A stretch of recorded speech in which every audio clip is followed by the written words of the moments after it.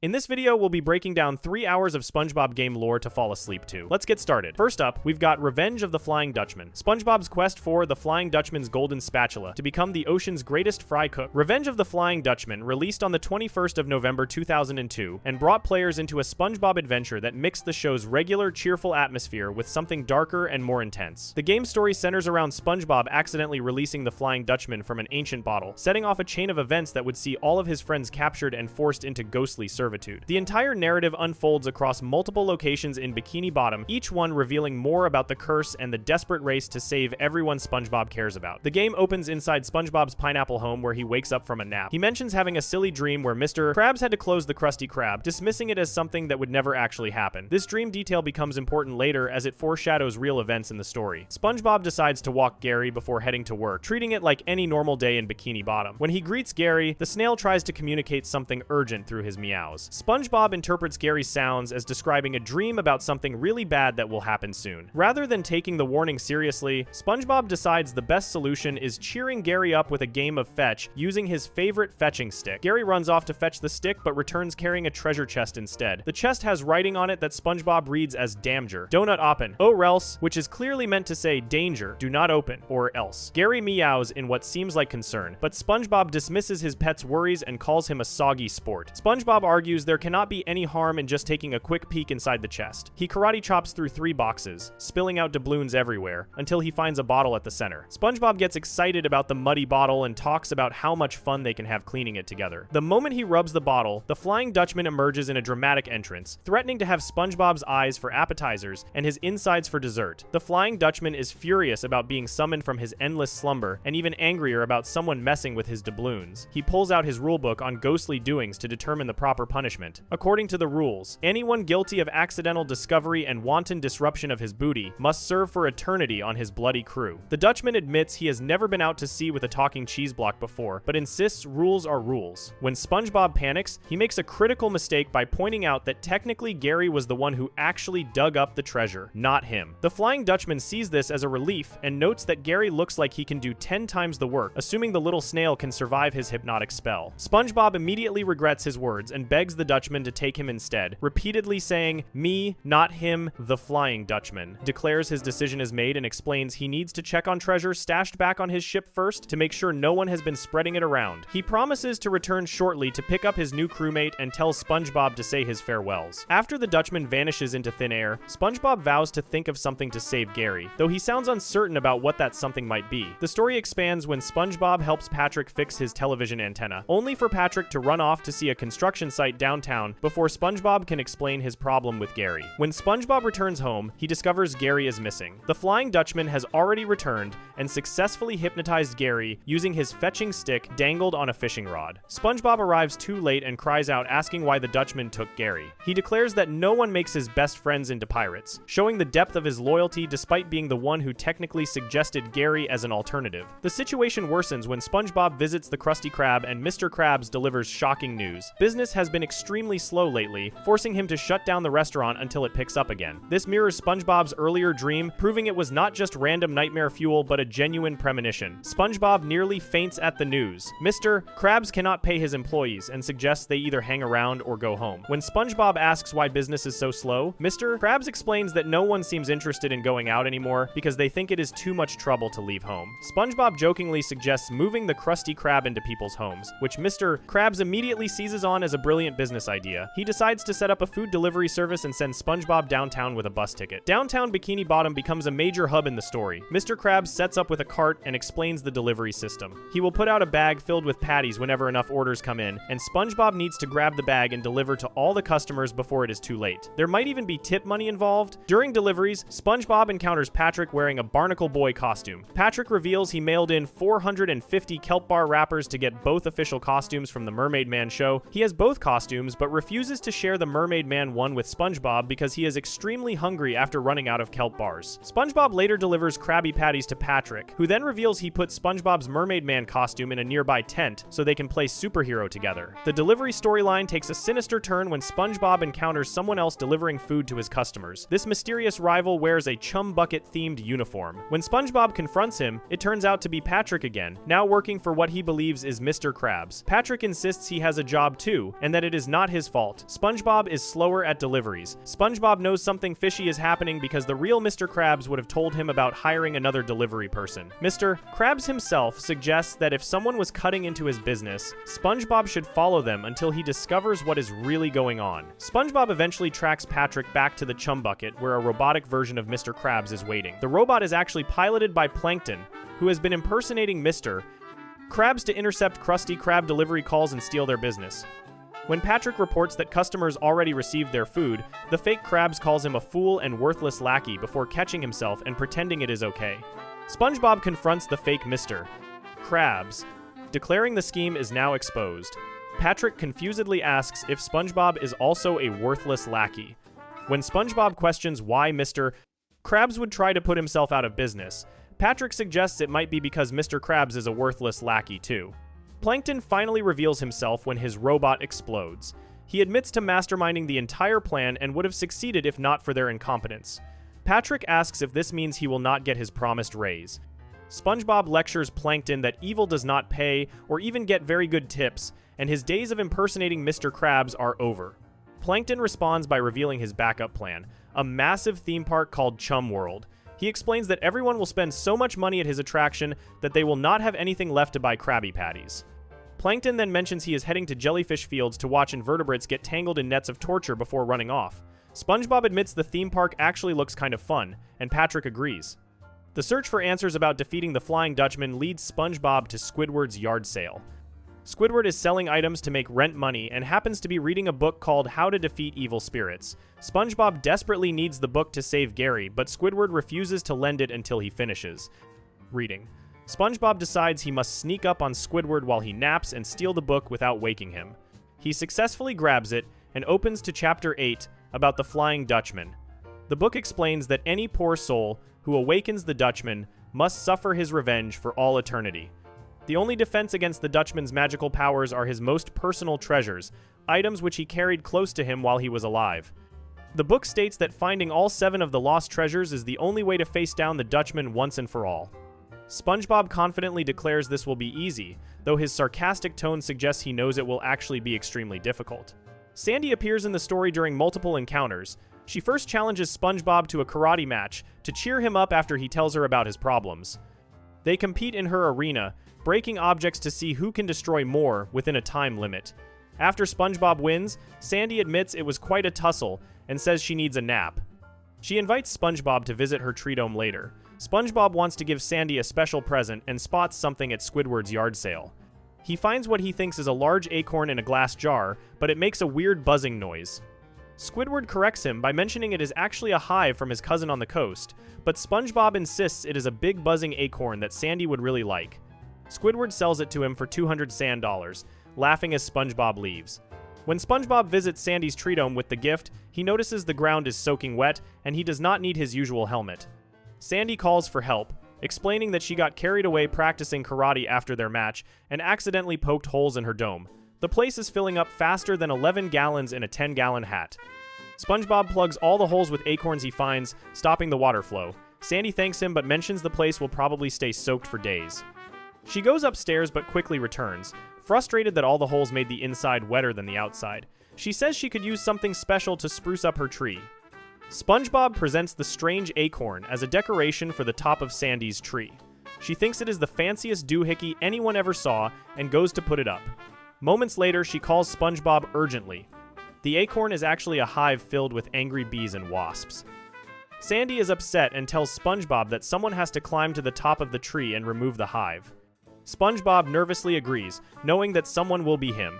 After he removes the hive, Sandy points out that the stinging insects are now flying around loose in her tree dome. She orders SpongeBob to round them all up and hints at a reward if he does a good job. Once SpongeBob captures every bee and wasp, Sandy says it was mighty fine wrangling and goes inside her treehouse for a rest. Later, SpongeBob challenges Sandy to another karate match in the treehouse.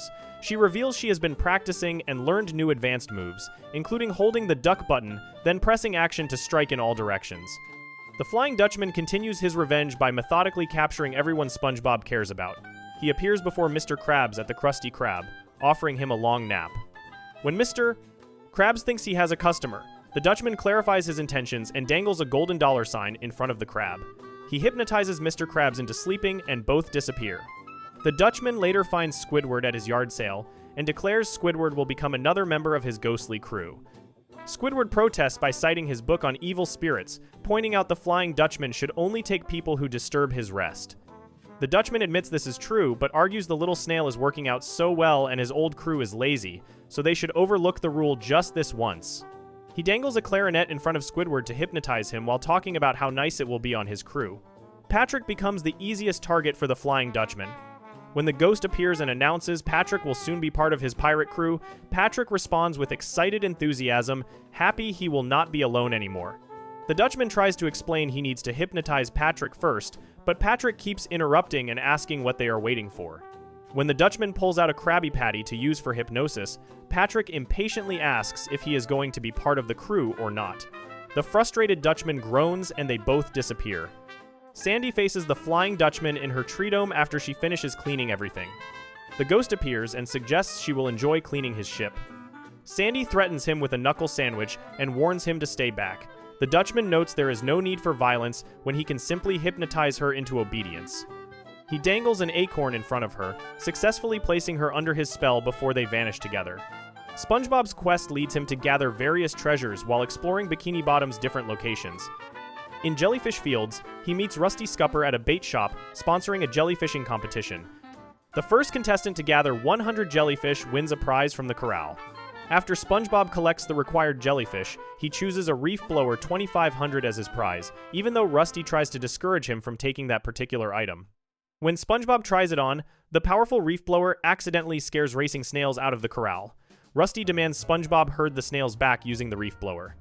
This device becomes important for solving various puzzles throughout the game, able to roll large objects, activate fans, and even scare certain creatures. Chum World serves as another major location where SpongeBob must complete carnival games to collect letter tiles. Plankton gave specific instructions to all his Chum World clowns not to give SpongeBob a bus ticket.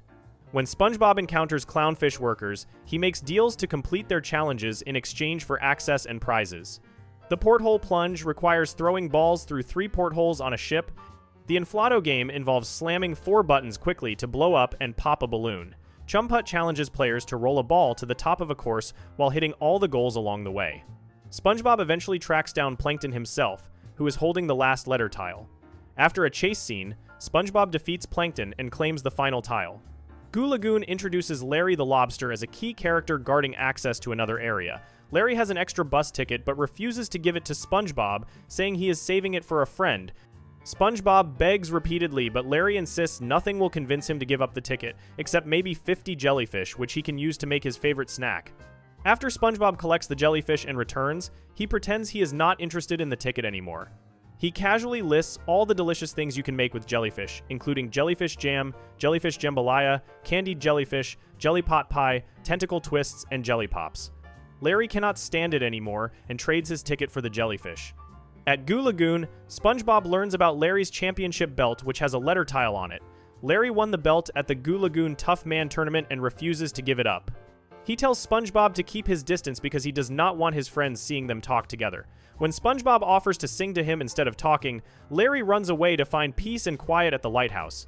SpongeBob follows him through multiple locations, singing verses of an original song about 2 fellows who met at the beach, one needing a belt that seems out of reach. The song mentions the belt has a big letter that would open treasure, but the big guy wearing it does not want to remove it. Each verse drives Larry further away until he finally challenges SpongeBob to win the belt the same way he did, through combat in the Tough Man arena. After SpongeBob defeats Larry, the lobster admits SpongeBob has a lot of heart and hands over the championship belt. The lighthouse at Goo Lagoon becomes important for a delivery plotline. Rusty Scupper works at a pier handling shipping for Bikini Bottom. He mentions their next shipment will be a huge load of magic bottles, because everyone is trying to bottle up the Dutchman due to his curse. SpongeBob can order one for 300 sand dollars. When he pays, Rusty explains the order will arrive on the next boat, but the boat cannot dock until the lighthouse is active due to foul weather. He admits the captain has been having eye trouble and needs the lighthouse beacon to guide him safely. The problem is, repairs were never finished, so someone must climb up and turn on the beacon manually. After SpongeBob activates the lighthouse beacon, he returns to the pier to wait for the delivery boat. The boat approaches, but does not slow down. SpongeBob watches nervously as it gets closer and closer without any sign of stopping. Unknown to him, the Flying Dutchman has appeared on the boat and scared away the captain. The ghost commandeers the vessel and steers it directly towards SpongeBob at full speed. SpongeBob tries to run as the boat tears through the entire pier, smashing debris everywhere. He barely makes it back to the beach safely. Rusty Scupper notes there is no reason to stick around now that the pier is demolished.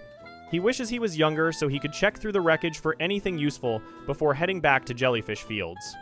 The Flying Dutchman eventually confronts SpongeBob directly after his friends are all captured. He laughs evilly and declares the time has come for SpongeBob to join his ghostly crew. SpongeBob gasps in horror, but the French narrator reminds him that the treasures he found will protect him from the Dutchman's magic. When the ghost dangles a golden spatula in front of SpongeBob to hypnotize him, nothing happens. SpongeBob just laughs it off, completely immune to the spell. The Dutchman groans in frustration. While the narrator notes his powers have become as limp as stewed seaweed, the embarrassed ghost complains about not being what he used to be. The narrator warns SpongeBob not to be overconfident because he still needs to find the remaining treasures to break the spell over his friends. The Dutchman's pirate ship eventually positions itself above SpongeBob's pineapple home. A pirate crewmate informs the captain they have located the little varmint causing all the trouble. The Flying Dutchman orders his crew to stop moving cargo below deck and instead throw it over the side. They proceed to rain down cargo on SpongeBob's house. A safe blocks the front door, forcing him to escape through the back. SpongeBob discovers a cannon survived the fall in his backyard. The French narrator points out that the Dutchman may have accidentally given SpongeBob exactly what he needs to find his friends. SpongeBob jumps inside the cannon and blasts off into the sky. The Flying Dutchman's graveyard serves as the final location of the game. SpongeBob arrives exhausted and searches for Gary, Patrick, and Sandy. When he does not immediately see anyone, he considers giving up and going home. The French narrator urges him to brace up, reminding him that his friends are counting on him now more than ever. Only SpongeBob can save them from the revenge of the Flying Dutchman. SpongeBob agrees he has come too far to let them down now, though he nervously gulps and laughs, showing his fear. The graveyard features multiple pirate crew members guarding different areas. Each pirate has lost their booty sack, stolen by the Flying Dutchman, who apparently cannot get enough booty despite having the biggest booty collection. The pirates complain about being stuck in the graveyard with no pay, while the new crew members get to stay on the fancy ship.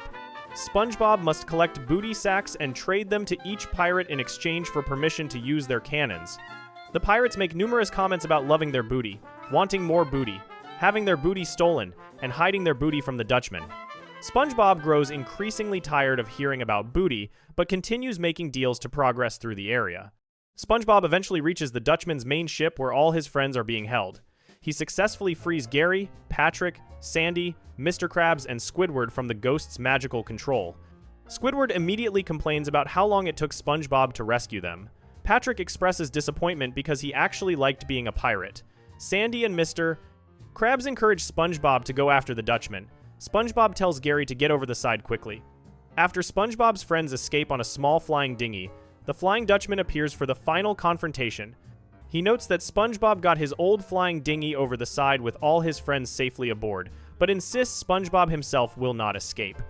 The ghost declares SpongeBob will be his cabin boy from now until the seas dry up. SpongeBob confidently tells the Dutchman to give up because his haunting nights are numbered. The Flying Dutchman threatens to wipe the deck with him. The French narrator interrupts to warn SpongeBob not to antagonize the ghost right now. When SpongeBob asks who is afraid of the big bad Dutchman, the narrator explains that the book borrowed from Squidward was not completely accurate and slightly out of date. According to the new edition, the treasures SpongeBob gathered have made him mostly immune to the Dutchman's powers, but not completely immune. SpongeBob nervously realizes he is not ready for this fight. After defeating the Flying Dutchman in battle, SpongeBob opens the magic bottle he ordered earlier and uses it to suck the ghost inside. The Dutchman protests as he gets trapped in the bottle once again. The game concludes with SpongeBob joining his friends on the flying dinghy as they escape the graveyard. Patrick asks where they are going now. SpongeBob does not know and asks Mr. Krabs for suggestions. The crab declares they are heading to the Krusty Krab for a feast like no other. SpongeBob expresses his happiness while Sandy celebrates with enthusiasm. Patrick cheers loudly. Mr. Krabs laughs but then ruins the moment by informing everyone that the feast will be coming out of their paychecks. Despite this typical cheapskate behavior from their boss, the group heads home together, having survived their encounter with one of the most dangerous ghosts in Bikini Bottom and restored peace to their underwater community. Before we move on, make sure to subscribe if you're enjoying this breakdown. Moving on, we have Super Sponge. Patrick's Birthday and the Mermaid Man Errands. Super Sponge released for PlayStation and Game Boy Advance, offering players a platforming adventure focused entirely on friendship and determination. The game follows SpongeBob as he embarks on an exhausting quest to obtain the perfect birthday present for his best friend Patrick. The French narrator introduces the story by announcing that today viewers will follow his favorite creature SpongeBob Squarepants on adventures around Bikini Bottom. The narrator poses a central question that drives the entire game: how far will SpongeBob go for his best friend? This simple premise expands into an elaborate series of fetch quests and challenges that test SpongeBob's commitment to making Patrick's birthday special. The story begins with SpongeBob telling Gary he just had a great idea about what to get Patrick for his birthday. SpongeBob decides that a signed photo from Patrick's favorite superheroes would be the best thing ever. He approaches Barnacle Boy at Shady Shoals Rest Home with his request. Barnacle Boy responds negatively, saying not him again and asking SpongeBob to keep the noise down before demanding to know what he wants. When SpongeBob explains his mission to get a signed photo for Patrick's birthday, Barnacle Boy explains they are busy right now because there is no rest for superheroes. However, he mentions that Mermaid Man might consider signing one in exchange for a superhero snack. Mermaid Man appears to be daydreaming or talking to himself, mumbling about ingredients for his ideal sandwich. He lists sea nut butter, tomatoes or lettuce depending on the version, and jelly. SpongeBob enthusiastically accepts this challenge, declaring that like a calculator, you can count on him. Gary meows in response, presumably offering encouragement for the journey ahead. This simple request for a sandwich launches SpongeBob into an adventure that spans multiple locations across Bikini Bottom and even travels through time itself.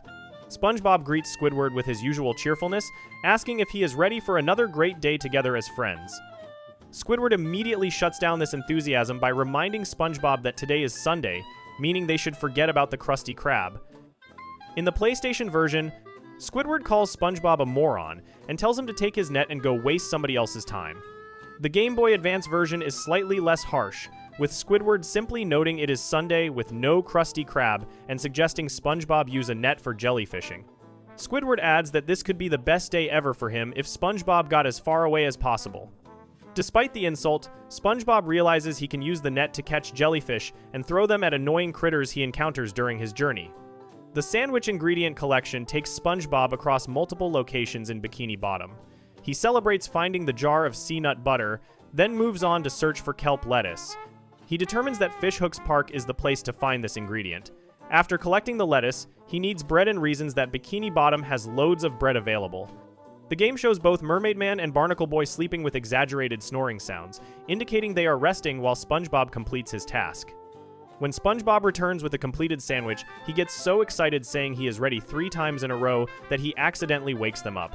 Barnacle Boy acknowledges SpongeBob returned already and admits the sandwich is definitely fit for a superhero. However, rather than immediately providing the signed photo, Barnacle Boy decides he needs to think of something to test SpongeBob's superhero potential and keep him busy. He explains that Mermaid Man is not in great superhero condition at the moment and could really use some pampering. Barnacle Boy specifically requests kelp cream and a facial, quickly adding that these items are not for himself but for Mermaid Man. This begins the second major phase of SpongeBob's quest, requiring him to gather beauty and grooming supplies for the elderly superhero. Mr. Krabs appears to give SpongeBob an important tool called the coral blower. He tells SpongeBob to listen carefully because he is counting on SpongeBob to use this coral blower to make his way around Bikini Bottom. Mr. Krabs warns SpongeBob to watch out for scurvy Plankton, who is up to his old tricks again. SpongeBob discovers he can use the coral blower to suck up seashells laying around and then use those shells to break rock walls blocking his path. He also figures out that using the coral blower on rocks near spikes will cover them up, allowing Gary to walk over safely. SpongeBob excitedly tells Gary to follow him because he will protect him, instructing his pet snail to just head for his food. Sandy appears to teach SpongeBob an important combat technique. In the PlayStation version, she tells SpongeBob to try using his helmet for certain actions. In the Game Boy Advance version, she addresses him as Little Square Dude and instructs him to use his chop if he wants to defend himself. She explains that her tree dome is full of air, so SpongeBob needs to splash in the pools and soak up water to stop himself from drying out. Sandy demonstrates a karate move with an enthusiastic battle cry, explaining that SpongeBob will be able to use this move on most enemies he encounters, as well as special objects throughout his adventure. Patrick makes an appearance, offering SpongeBob an extra balloon he received for his birthday. Patrick casually mentions he got this extra balloon and asks if SpongeBob wants it. The moment SpongeBob takes the balloon, he starts floating away into the air. Patrick calls after him, wondering where his balloon went and shouting SpongeBob's name. This balloon mechanic becomes a gameplay element, allowing SpongeBob to reach higher areas and float across gaps. SpongeBob also discovers he can create bubbles and jump on them to reach elevated platforms. He expresses surprise and delight at this ability, treating it like a fun discovery rather than a standard video game mechanic. The pampering items for Mermaid Man require SpongeBob to venture into increasingly dangerous locations. He needs to find a loofah in the thermal tunnels, a mud pack in the acrid air pockets, and false teeth in the lava fields. SpongeBob notes that for the lava fields he better pack some ice because it is going to be a hot one. Each location presents unique environmental challenges and hazards. SpongeBob comments on unstable floors that require a good old butt bounce to break through. This butt bounce move becomes essential for accessing hidden areas and destroying certain obstacles blocking his progress. After collecting all the pampering supplies, SpongeBob returns to Shady Shoals. Barnacle Boy expresses amazement at how SpongeBob managed to accomplish everything. He mentions that Reflecto has nothing on SpongeBob and that he must really love his mate, Trevor. SpongeBob quickly corrects him by saying Patrick, to which Barnacle Boy dismissively responds whatever. Despite getting Patrick's name wrong, Barnacle Boy acknowledges SpongeBob's dedication and introduces yet another task. He explains that he and Mermaid Man could use some new uniforms, so he wants SpongeBob to travel back to prehistoric Bikini Bottom to see what he can find. This request leads to one of the game's most unusual story elements. SpongeBob dramatically declares that by the power of Neptune and the use of Plankton's time machine, he shall go through time. Plankton appears angry that SpongeBob has his secret time machine. He curses SpongeBob, calling him Sponge Breath, and complains about his time machine being stolen. Plankton makes one demand. Whatever SpongeBob does, he must make sure to fill up the time machine before bringing it back. This throwaway line suggests the time machine runs on some kind of fuel that needs refilling, treating time travel technology like a rental car. Mr. Krabs appears again to provide SpongeBob with squeaky boots. He explains that there are dangerous surfaces that none shall pass unless they have squeaky boots. Mr.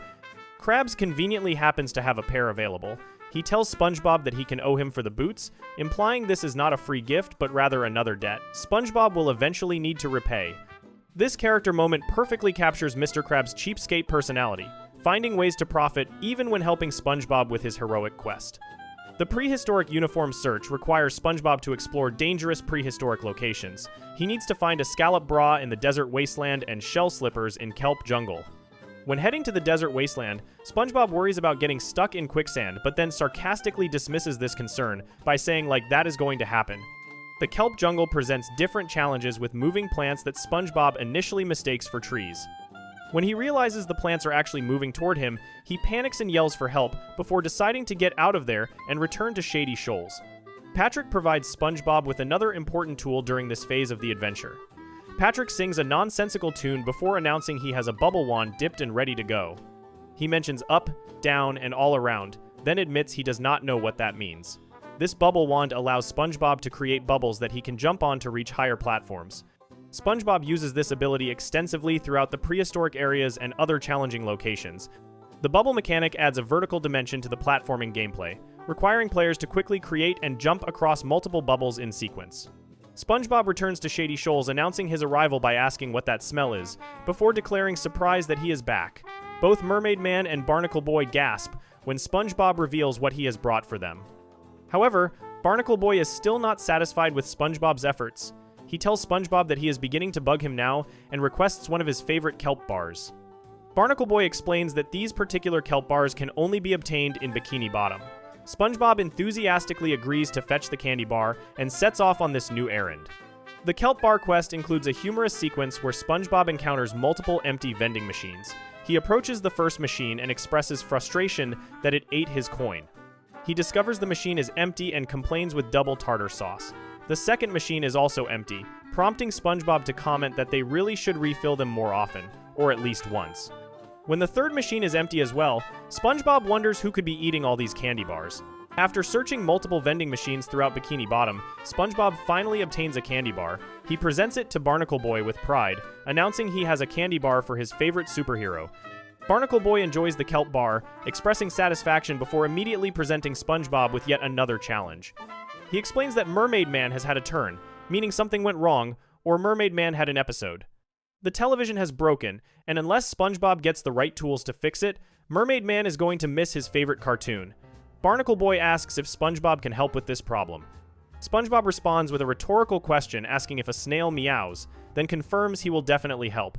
The PlayStation version shows SpongeBob saying "you bet" as additional confirmation of his willingness to assist. The television repair requires SpongeBob to find specific tools. He needs to locate an aerial and an oil can. SpongeBob determines that the only place to find an oil can is at an abandoned oil rig.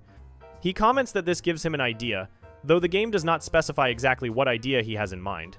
During this section, SpongeBob again protects Gary through dangerous areas, telling his pet snail to follow him and just head for his food. SpongeBob encounters pulley systems that he must manipulate to lift heavy objects blocking his path. He celebrates figuring out the puzzle before deciding celebration time is over, and he needs to return to Bikini Bottom to add the finishing touches for his birthday surprise. SpongeBob arrives at Shady Shoals, offering to fix anyone's television. The PlayStation version includes detailed sound effects of SpongeBob working on the television, describing actions like forcing that there, hitting that, twisting that, and putting that there. These improvised repair techniques somehow successfully fix the television despite sounding completely unprofessional and random. Barnacle Boy congratulates SpongeBob, calling him SpongeBlob instead of SpongeBob. He tells SpongeBob he has earned this, referring to the signed photo, and adds that Patrick is lucky to have a friend like him. SpongeBob thanks Barnacle Boy for the compliment and the photo. In a moment of character growth, Barnacle Boy reflects on what he has learned. He admits that today he discovered friendship is something priceless. He acknowledges that SpongeBob is not such a bad sponge after all, showing that his initial dismissive and annoyed attitude toward SpongeBob has transformed into genuine respect. However, Mermaid Man apparently has a different opinion. He suddenly shouts SpongeBob's full name and threatens to wait until he gets his hands on that porous freak. The reason for Mermaid Man's anger is never explained, creating an amusing contrast with Barnacle Boy's newfound appreciation. The game concludes with SpongeBob throwing Patrick's birthday party. SpongeBob announces it is a happy birthday from all Patrick's friends in Bikini Bottom. Patrick responds with confusion, asking if today is his birthday. He thought he was born a long time ago in a hospital, showing Patrick's characteristic dim understanding of how birthdays work. Despite this confusion, Patrick thanks SpongeBob for the signed photo of his favorite superheroes and declares this is the best birthday ever. The ending features everyone in Bikini Bottom singing happy birthday to Patrick. The list of birthday wishers includes SpongeBob, Mermaid Man, Barnacle Boy, Gary, Plankton, Patrick himself, Mr. Krabs, Squidward, and Sandy. The game ends with SpongeBob telling someone to stand still while he takes their picture, presumably capturing the birthday celebration for posterity. Super Sponge presents a story that emphasizes the lengths true friendship can drive someone to endure. SpongeBob faces dangerous environments, solves complex puzzles, travels through time, and completes an ever-growing list of tasks that keep expanding beyond the original simple request. Each time SpongeBob thinks he has completed his mission, Barnacle Boy adds another requirement, testing SpongeBob's patience and determination. The game transforms what should be a straightforward errand into an epic quest spanning prehistoric times, underwater deserts, toxic air pockets, and lava fields. SpongeBob never complains about the increasingly ridiculous demands, maintaining his enthusiasm and dedication throughout the entire adventure. The story also showcases how other characters either help or hinder SpongeBob's progress. Squidward is dismissive and rude, basically telling SpongeBob to go away. Mr. Krabs provides helpful equipment but makes sure SpongeBob knows he will owe money for the items. Plankton is angry about his time machine being stolen, but only cares that it gets refilled. Patrick provides useful tools like the balloon and bubble wand, though his birthday confusion at the end suggests he was completely unaware of SpongeBob's efforts on his behalf. Sandy teaches combat techniques that prove essential for survival. Each character interaction reveals personality traits consistent with the television show, while serving gameplay purposes. The game's narrative structure follows a repetitive pattern where SpongeBob completes one task only to receive another immediately afterward. This creates a sense of Sisyphean struggle where the finish line keeps moving further away. Modern players might find this frustrating, but the story frames it as a test of SpongeBob's character rather than pointless busywork. Barnacle Boy explicitly states he is testing SpongeBob's superhero potential, suggesting these endless errands serve a greater purpose beyond simple fetch quests. The fact that SpongeBob never gives up or complains demonstrates his unwavering commitment to friendship, willing to literally travel through time and brave lava fields just to make Patrick smile on his birthday. Before we move on, make sure to subscribe if you're enjoying this breakdown. Moving on to Employee of the Month. Tickets to Neptune's Paradise Gone Wrong. Employee of the Month, released on the 1st of October 2002 for PC as a point-and-click adventure game developed by AWE Games and published by THQ. The game follows SpongeBob and Patrick on a journey to reach Neptune's paradise, encountering numerous obstacles and meeting many new characters along the way. The story unfolds across 4 chapters, each presenting unique challenges that prevent the duo from reaching their destination. This adventure takes players through familiar locations like Bikini Bottom, while also introducing entirely new areas like Rock Bottom and Bottoms Up, expanding the underwater world beyond what the television show typically explores. The game begins with SpongeBob winning the Employee of the Month award once again at the Krusty Krab. This achievement is so significant that Mr. Krabs decides to upgrade the honor by naming SpongeBob the Employee of the Year instead. Shortly after this celebration, Mr.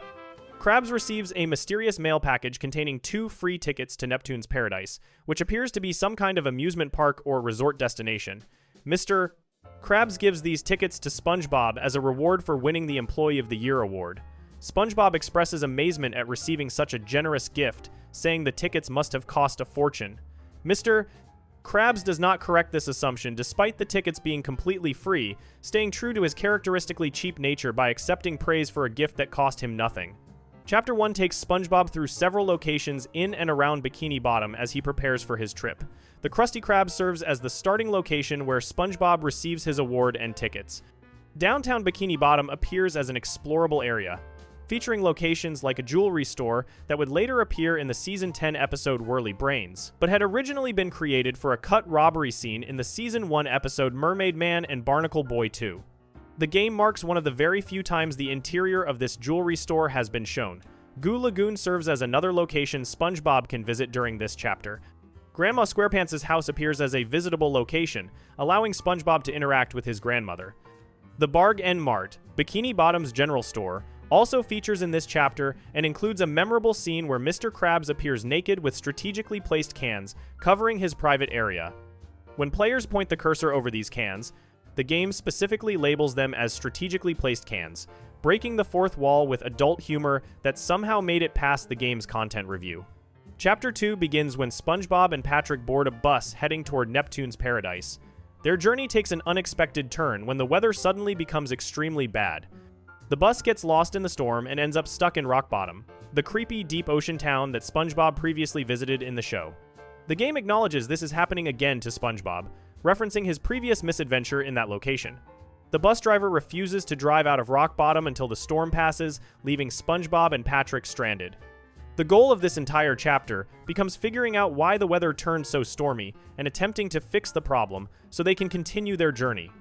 Rock Bottom serves as the primary setting for Chapter 2, and the game introduces several new characters who live in this bizarre town. The Rock Bottom bus station becomes a hub location where players can interact with various characters. Interestingly, the game depicts Rock Bottom citizens speaking normally, whereas the television show portrayed them blowing raspberries between words. This creative decision makes dialogue easier for players to understand without the constant interruption of raspberry sounds. A character named Marty appears at the bus station watching television. If players ask him what he is watching, he mentions a show called SheAMPS, which serves as a parody of the 1977 television series Ships. The bus schedule visible in the station was originally intended to be an animated LED sign, but ended up as a regular static sign in the final game. WSEA-TV represents the local television station in Rock Bottom, and SpongeBob can explore this building during his investigation into the storm. Inside the station, players can find a poster for Operation Krabby Patty, which was an earlier SpongeBob PC game. If players click on this poster, SpongeBob breaks the fourth wall by commenting that Operation Krabby Patty was his very first game and reminiscing about good times. This statement contains a small inaccuracy since Legend of the Lost Spatula actually released first, and Super Sponge came out before Operation Krabby Patty in Europe. However, Operation Krabby Patty was indeed the first SpongeBob PC game released in North America, making SpongeBob's comment technically correct from a certain perspective. The Rusty Anchor appears as a location in Rock Bottom, presumably some kind of restaurant or bar establishment. SpongeBob can interact with various Rock Bottom residents here during his investigation. Marlin's Cave represents another explorable location where SpongeBob presumably discovers important information about the storm. The chapter introduces characters like an information lady at Rock Bottom, who makes a reference to the Eagles song Hotel California. After talking to her, she tells SpongeBob that he can check out anytime he likes but can never leave, directly quoting the famous song lyrics. A character named Jojo the Repairman appears fixing an antenna and asks SpongeBob to bring him a soda. SpongeBob fetches him a diet caffeine-free Coral Cola with a lemon twist, which references the drink from the No Weenies Allowed episode. A character called Marlin the Weather Wizard presumably plays an important role in explaining or solving the storm situation. After solving the storm problem and escaping Rock Bottom, Chapter 3 begins with SpongeBob and Patrick back on the bus continuing toward Neptune's paradise. However, their behavior on the bus becomes so annoying that the bus driver decides to get rid of them. The driver tricks them by claiming the bus has run out of gas and needs to stop. SpongeBob and Patrick get off the bus, and the driver abandons them at this random location, leaving them stranded once again. The goal of Chapter 3 becomes finding a new method of transportation to reach Neptune's paradise, since the bus option is no longer available. SpongeBob eventually determines that Sandy's rocket could provide the transportation they need. Chapter 3 takes players through various locations as SpongeBob works toward accessing Sandy's rocket. A diner appears as a location, presumably where the bus driver stranded them. Jellyfish Field serves as an explorable area during this chapter, one of the most iconic locations from the television show. Conch Street becomes accessible, allowing players to visit SpongeBob's Pineapple House, Squidward's Easter Island Head House, and Patrick's Rock. The game shows interiors and details of these familiar homes. Sardine Sundries appears as a local store in Bikini Bottom. Inside this shop, SpongeBob notices a calendar from 1969. If players click on it, SpongeBob comments that the calendar needs updating and asks who the Doobie Brothers are, referencing the classic rock band printed on the old calendar. A particularly unusual sequence occurs when SpongeBob enters Squidward's dream. This surreal section allows players to experience what Squidward fantasizes about, presumably showing his desires for a life without SpongeBob bothering him constantly. The dream sequence represents one of the more creative gameplay moments in the adventure. Sandy's tree dome serves as the crucial location where players must eventually gain access to her rocket ship. An interesting production error occurs during the rocket launch cutscene at the end of Chapter 3. The scene shows two trees inside Sandy's tree dome instead of the usual single tree, likely a mistake made during the animation process. Chapter 4 begins with disaster striking once again. Patrick steps on the gas pump for Sandy's rocket, causing the oxygen fuel tank to run out completely. The rocket crashes, stranding SpongeBob, Patrick, and Sandy in a new location called Bottoms Up. This area represents another previously unseen underwater community. The goal of this final chapter becomes finding a way to refill the oxygen tanks at a place called Oxygen Springs so the rocket can complete its journey to Neptune's paradise. An additional challenge emerges when SpongeBob needs to obtain a jacket for some reason, adding another task to his growing list of obstacles. The Chapter 4 locations include the rocket crash site where the vehicle came down. Oxygen Springs appears as the place where SpongeBob can potentially refill the tanks needed to power the rocket. Waverly Hills serves as an area in Bottoms Up that players can explore. Sublime Seafoods represents an upscale restaurant in this community. The game files contain unused models of background characters dressed in tuxedos, who were likely meant to appear as fancy restaurant patrons at Sublime Seafoods, but got cut from the final game. The restaurant presumably plays a role in SpongeBob's quest to obtain the jacket he needs. A rough animation exists in the game files showing a fountain in Bottoms Up, filling itself with water, suggesting this location featured elaborate scenery and decorative elements. The game introduces numerous new characters throughout the adventure who never appeared in the television show. Carlton Ritz, Dame Mackerel, Eugene the Cashier, Tiffany the Receptionist, Stella, Shapiro the Mitrid, Cowfish Craig, Ray, Federico the Waiter, Lisa the Coat Check Girl, Tony the Bouncer, Big Mac the Bartender, Gary Gulper, and a Pretty Jewelry Girl all debut in this game as original characters created specifically for the adventure. Some characters from the show make appearances including SpongeBob, Sandy, Patrick, Squidward, Mr. Krabs, Plankton, Grandma Squarepants, Larry the Lobster, Mermaid Man, and Barnacle Boy. The Flying Dutchman appears but only as a voice without a physical appearance. Gary the Snail gets mentioned but never appears on screen. One particularly interesting character debuts in this game called Squid Bob, apparently some kind of fusion or combination of SpongeBob and Squidward. The circumstances surrounding this character's creation and role in the story are mentioned but not detailed in the available information. Another notable debut involves 4,133 twins, which sounds like either a massive group of identical fish or perhaps a misunderstanding in how background characters were labeled. The game also includes a character simply listed as Snake, an intercom that speaks, and various other incidental characters who populate the different locations.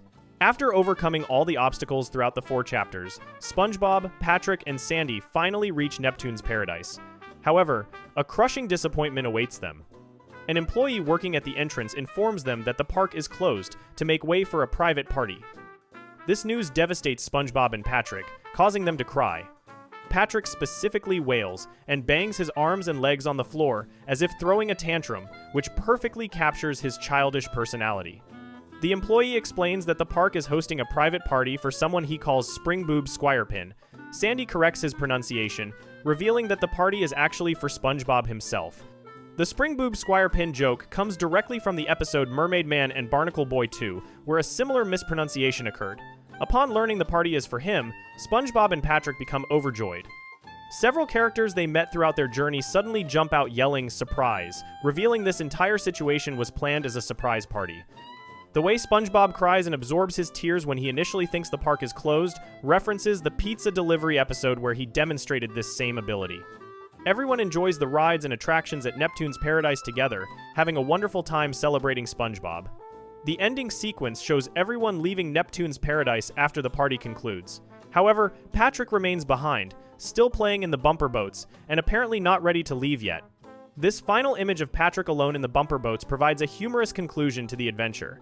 The ending cutscene includes voice lines from Squidward, Mr.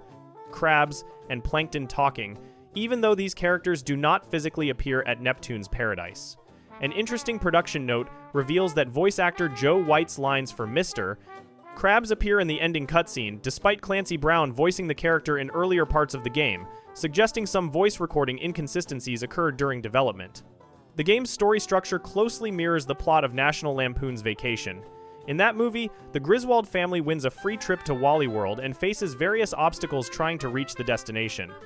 When they finally arrive, they discover the park is closed, upsetting the father Clark, who threatens the owner with a BB gun. The family ends up being let into the park under special circumstances after Roy Wally forgives them for everything they went through. Employee of the Month follows this same narrative pattern, with SpongeBob winning free tickets, facing multiple obstacles during the journey, arriving to find the park closed, becoming extremely upset, and ultimately being let in because the park is actually hosting a party specifically for him. The game featured adult humor that apparently tested the boundaries of appropriate content for a children's game. Kevin Pryor, who worked as a game tester, later revealed that many adult jokes were removed from the game before its launch. Despite these cuts, some mature humor remained, including the strategically placed cans covering Mr. Krabs and various dialogue that might fly over children's heads but land with adult players. This approach of including subtle adult humor while maintaining a family-friendly exterior became common in SpongeBob media. Game development materials reveal various content that got cut or changed. A jellyfishing net and jellyfishing glasses were planned as items SpongeBob could use, but never made it into the final game. Pre-release screenshots showed differences from the released version, including SpongeBob not wearing his Krusty Krab hat near the restaurant, the absence of a telescope icon in the interface, Patrick's hat being colored the same as his pants at the bus stop, and a pink shovel and pail next to Larry at Muscle Beach. The copyright screen in the demo version looked much more primitive compared to the final release. SpongeBob has a pinup of Sandy in his locker at the Krusty Krab, suggesting romantic feelings that the show often hinted at but never fully explored. Patrick wears an outfit throughout most of the game consisting of a green baseball cap, lavender shirt, camera, and his usual green swim trunks with purple flowers. This outfit first appeared on Patrick in the Neptune Spatula episode, when Mr. Krabs opens the envelope containing the Neptune's Paradise tickets. The blurred stamp includes the name Nickelodeon visible on it, subtly acknowledging the network that broadcasts the show. The game received generally positive reviews from critics, who praised its fun gameplay and colorful graphics, but criticized its short length. Tom King of Adventure Gamers rated it 3 out of 5 stars, noting the game took only about 3.5 hours to complete, and offered moderate to low replay value since nothing changes on subsequent playthroughs. He suggested the game needed to be longer to warrant a higher score. Despite its brevity, the game earned recognition from the industry. Computer Gaming World editors nominated Employee of the Month for their 2003 Adventure Game of the Year award, though it ultimately lost to Uplink, Hacker Elite. The Academy of Interactive Arts and Sciences nominated the game for Family Game of the Year during the 6th Annual Interactive Achievement Awards, though Mario Party 4 won that category. Employee of the Month represents the second licensed SpongeBob game developed and published by AWE Games and THQ, following Operation Krabby Patty. The point-and-click adventure genre was relatively uncommon for licensed children's games at the time, making this title somewhat unique. The game requires a Windows computer running 98 ME or XP with a Pentium 2 266 MHz processor, 32 MB of RAM, a 4 MB video card, an 8x CD-ROM drive, a 16-bit sound card, and 500 MB of hard disk space. These modest system requirements meant most computers from that era could run the game without difficulty. Before we move on, make sure to subscribe if you're enjoying this breakdown. Moving on to Battle for Bikini Bottom, Plankton's Duplicatotron Robot Uprising. Battle for Bikini Bottom released on the 29th of October 2003 for PlayStation 2, GameCube, and Xbox, developed by Heavy Iron Studios and published by THQ. The game presents an original storyline where Plankton accidentally creates a robot army that rebels against him, forcing SpongeBob to save Bikini Bottom from mechanical destruction. The story unfolds across multiple locations as SpongeBob collects golden spatulas and gradually uncovers the truth about who really caused the robot invasion. This adventure takes players through familiar places like Jellyfish Fields and Goo Lagoon, while introducing new areas like the Mermalair and Sand Mountain. The story begins inside the Chum Bucket, where Plankton hatches another scheme to steal the Krabby Patty formula from the Krusty Krab. He constructs a machine called the Duplicatotron 3000 designed to create an army of robots. Plankton's plan involves using these robots to destroy the Krusty Krab and finally succeed in his longtime goal of obtaining the secret formula. The plan appears to work perfectly at first, as the Duplicatotron churns out robot after robot. However, disaster strikes when the robots suddenly start rebelling against their creator. Plankton realizes his fatal mistake too late. He forgot to flip the Obey Plankton switch to the Obey setting, leaving it on the default setting, which apparently tells robots not to obey him. The rebellious robots immediately lock Plankton out of his own Chum Bucket laboratory. With their creator banished, the robots begin a destructive rampage across Bikini Bottom, attacking everything in sight. The mechanical army spreads throughout the underwater city, taking over various locations and terrorizing the citizens. Plankton finds himself helpless outside his own building, unable to access the Duplicatotron or regain control of his creation.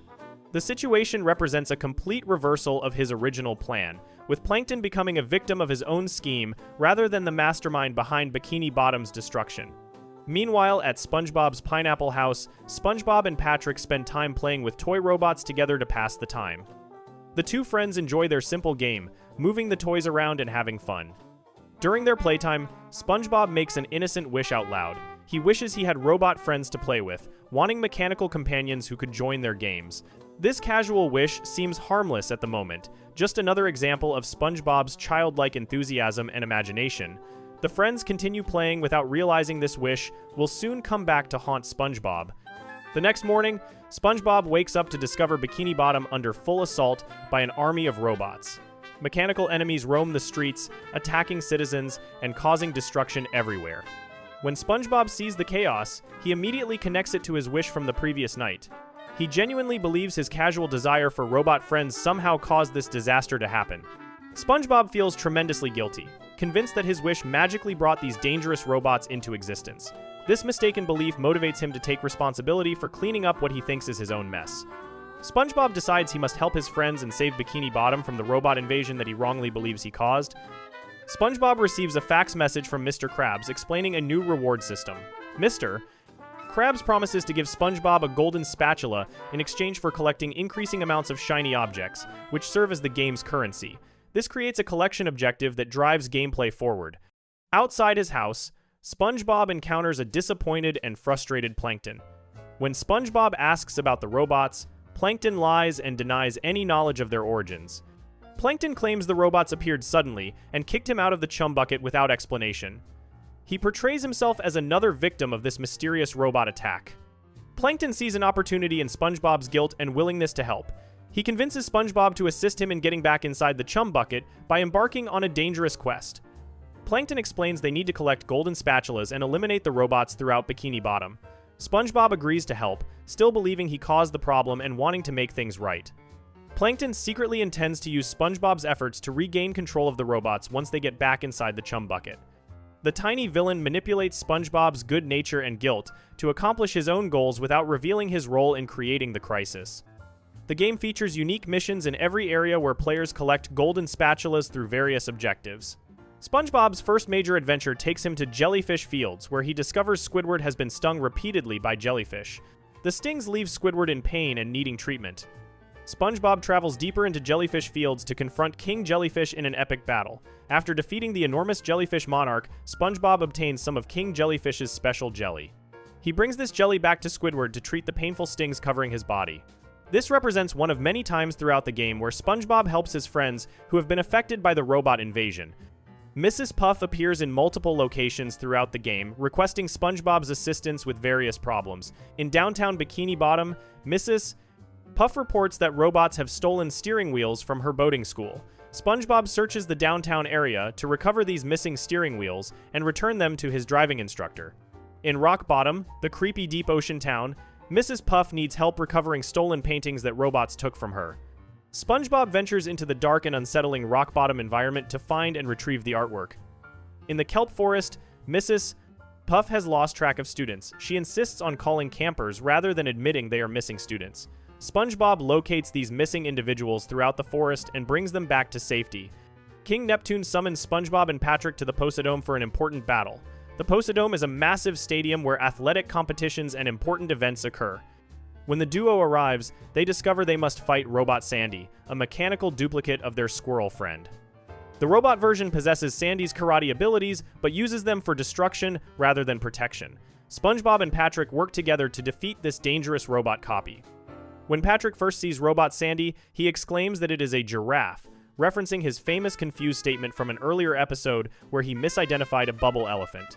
This battle represents the first major boss fight against robotic versions of SpongeBob's actual friends.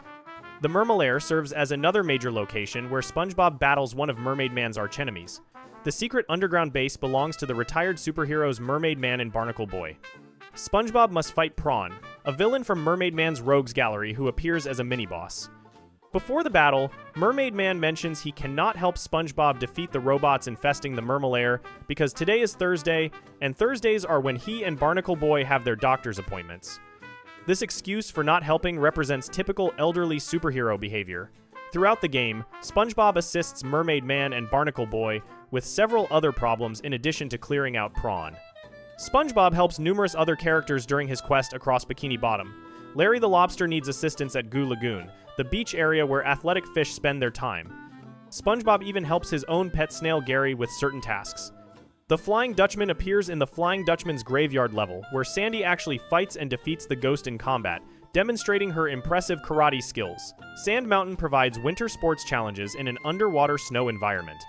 The industrial park features factory equipment and industrial hazards, where SpongeBob and Sandy eventually confront and defeat Robot Patrick, another mechanical duplicate of a beloved friend.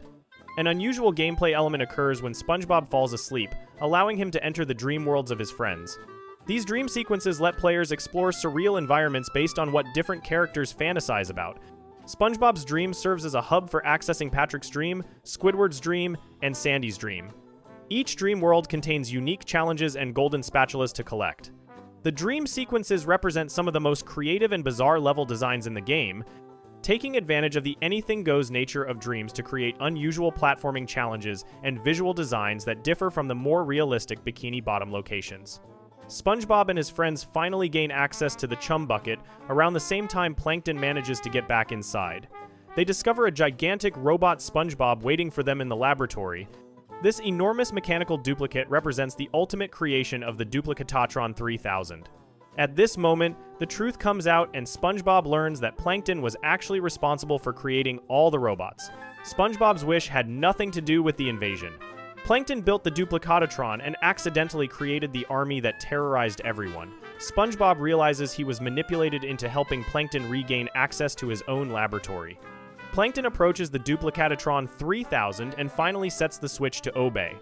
However, he does this by simply placing an obey sign over the existing setting that says do not obey, rather than actually flipping any mechanical switch. This reveals Plankton's typical shortcuts and poor planning. Immediately after this adjustment, another shocking revelation occurs. A robot Plankton has been secretly controlling all the other robots this entire time. The mechanical duplicate of Plankton was the real mastermind behind the continued rebellion. Robot Plankton tells SpongeBob that he has interfered with his plans for the last time. He then dramatically introduces the giant robot by saying, "SpongeBob, meet SpongeBot," giving the massive mechanical duplicate its official name of SpongeBot Steelpants. The final boss battle requires SpongeBob to disable SpongeBot Steelpants' brain from the inside while fending off frequent attacks from robot Plankton. SpongeBob must navigate inside the giant robot's mechanical body, avoiding hazards and fighting enemies within the machine itself. Robot Plankton continuously attacks and tries to stop SpongeBob from reaching the critical brain components. The battle happens in multiple phases as Robot Plankton repairs SpongeBot Steelpants when damaged, making the robot grow larger and more powerful. At one point during repairs, SpongeBob gains muscular arms similar to the anchor arms from a famous episode. Patrick watches the robot grow and worries that he himself is shrinking, showing his confusion about perspective and size. After succeeding in destroying SpongeBot Steelpants' brain from inside, SpongeBob hopes that Plankton finally learned his lesson about creating dangerous robots. However, the Duplicatatron 3000 suddenly produces several more robot Planktons, who begin arguing among themselves about who should be in charge. These duplicate Planktons immediately start fighting and bickering, showing they inherited the original Plankton's ego and desire for control. SpongeBob observes this chaos and states that their work is not yet done because many robots still run amok throughout the city.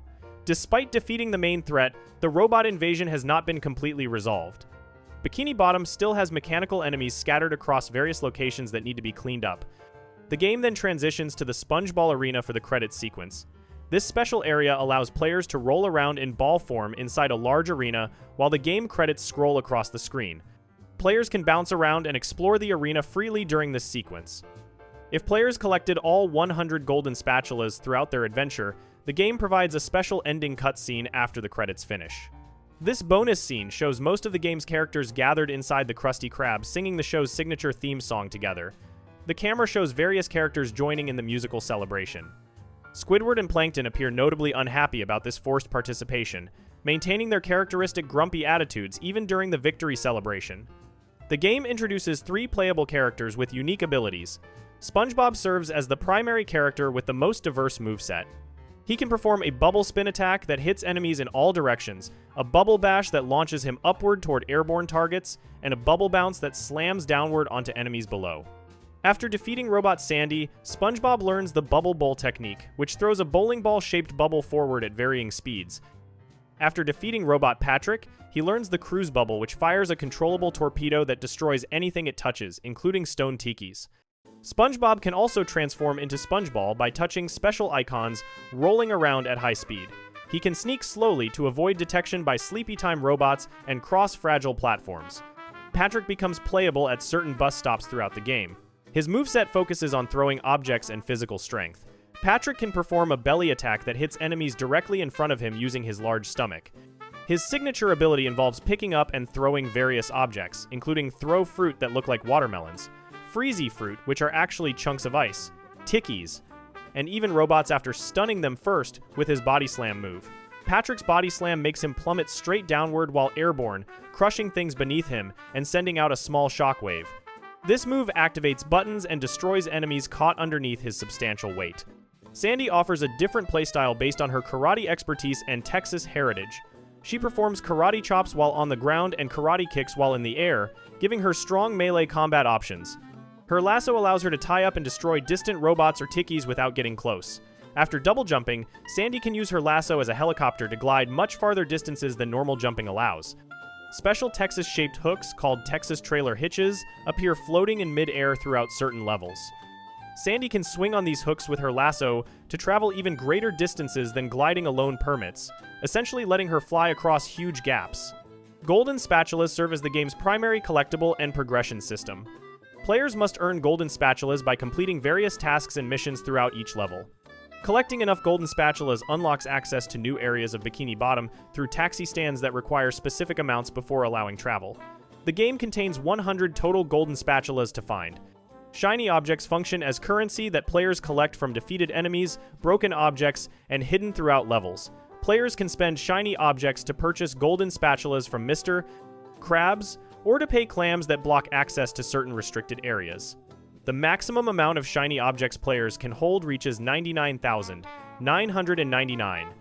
Patrick's socks represent another collectible scattered throughout the game world.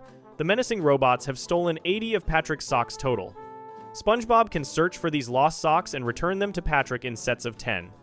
Every time SpongeBob brings 10 socks to Patrick, he receives a golden spatula as a reward. When SpongeBob first returns socks, Patrick mistakes the golden spatula reward and calls it a golden back scratcher. SpongeBob corrects him by saying spatula, to which Patrick responds he does not speak Italian. This dialogue references a similar exchange from an episode where the roles were reversed. The game features various types of tikis as common enemies. Wood tikis represent the most basic type with chattering teeth and wooden construction.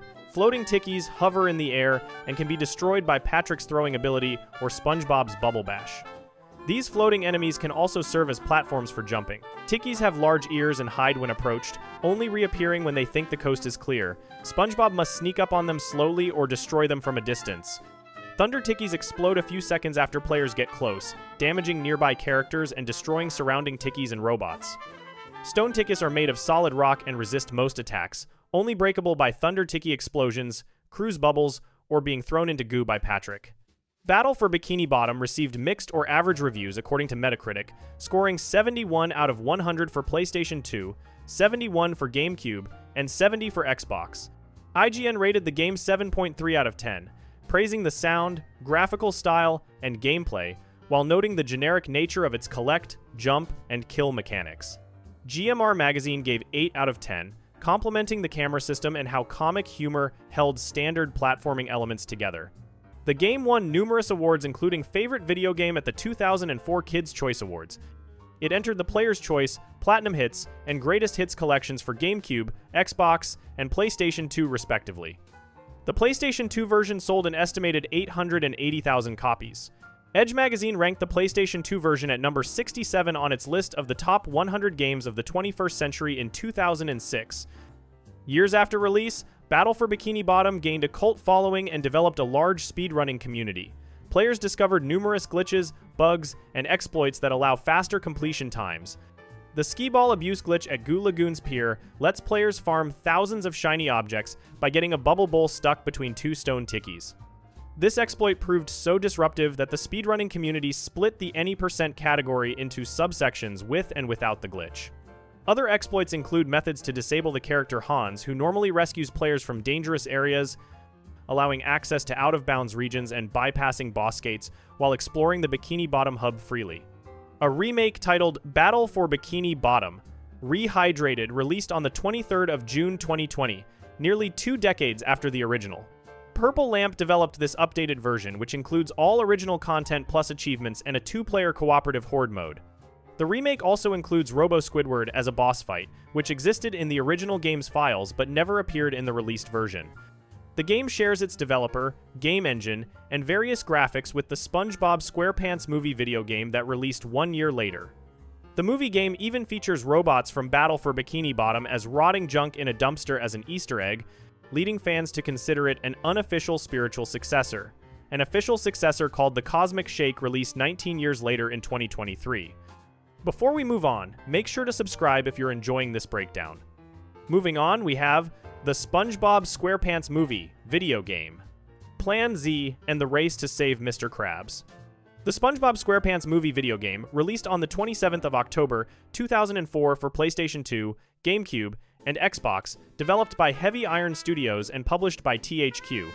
The game released 23 days before the actual movie premiered in theaters, giving players an early chance to experience the film's story through interactive gameplay. This adventure follows SpongeBob and Patrick on their most dangerous journey ever to a mysterious place called Shell City, where no sea creature has ever returned from. The console version plays very similarly to Battle for Bikini Bottom, which released 1 year earlier, sharing the same developer, game engine, and many visual assets. The plot closely follows the film with some significant expansions and additions. King Neptune's crown has been stolen by Plankton, and SpongeBob and Patrick must retrieve it from Shell City, where Plankton sold the royal headgear. The game greatly exaggerates the film's screen time for many locations, adding entire levels and challenges not seen in the movie. For instance, SpongeBob never had to tour Planktopolis in the film, but the game devotes an entire level to exploring this transformed version of Bikini Bottom. SpongeBob and Patrick must also escape Gooberland, representing their ice cream-induced dreams, by following the Goofy Goober through surreal environments in the Paddy Wagon.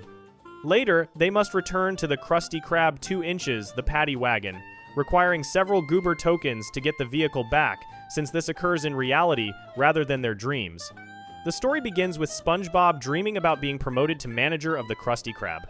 The first level, called No Cheese, finds SpongeBob rushing to the restaurant to investigate a situation involving a customer named Phil who ordered a Krabby Patty with no cheese.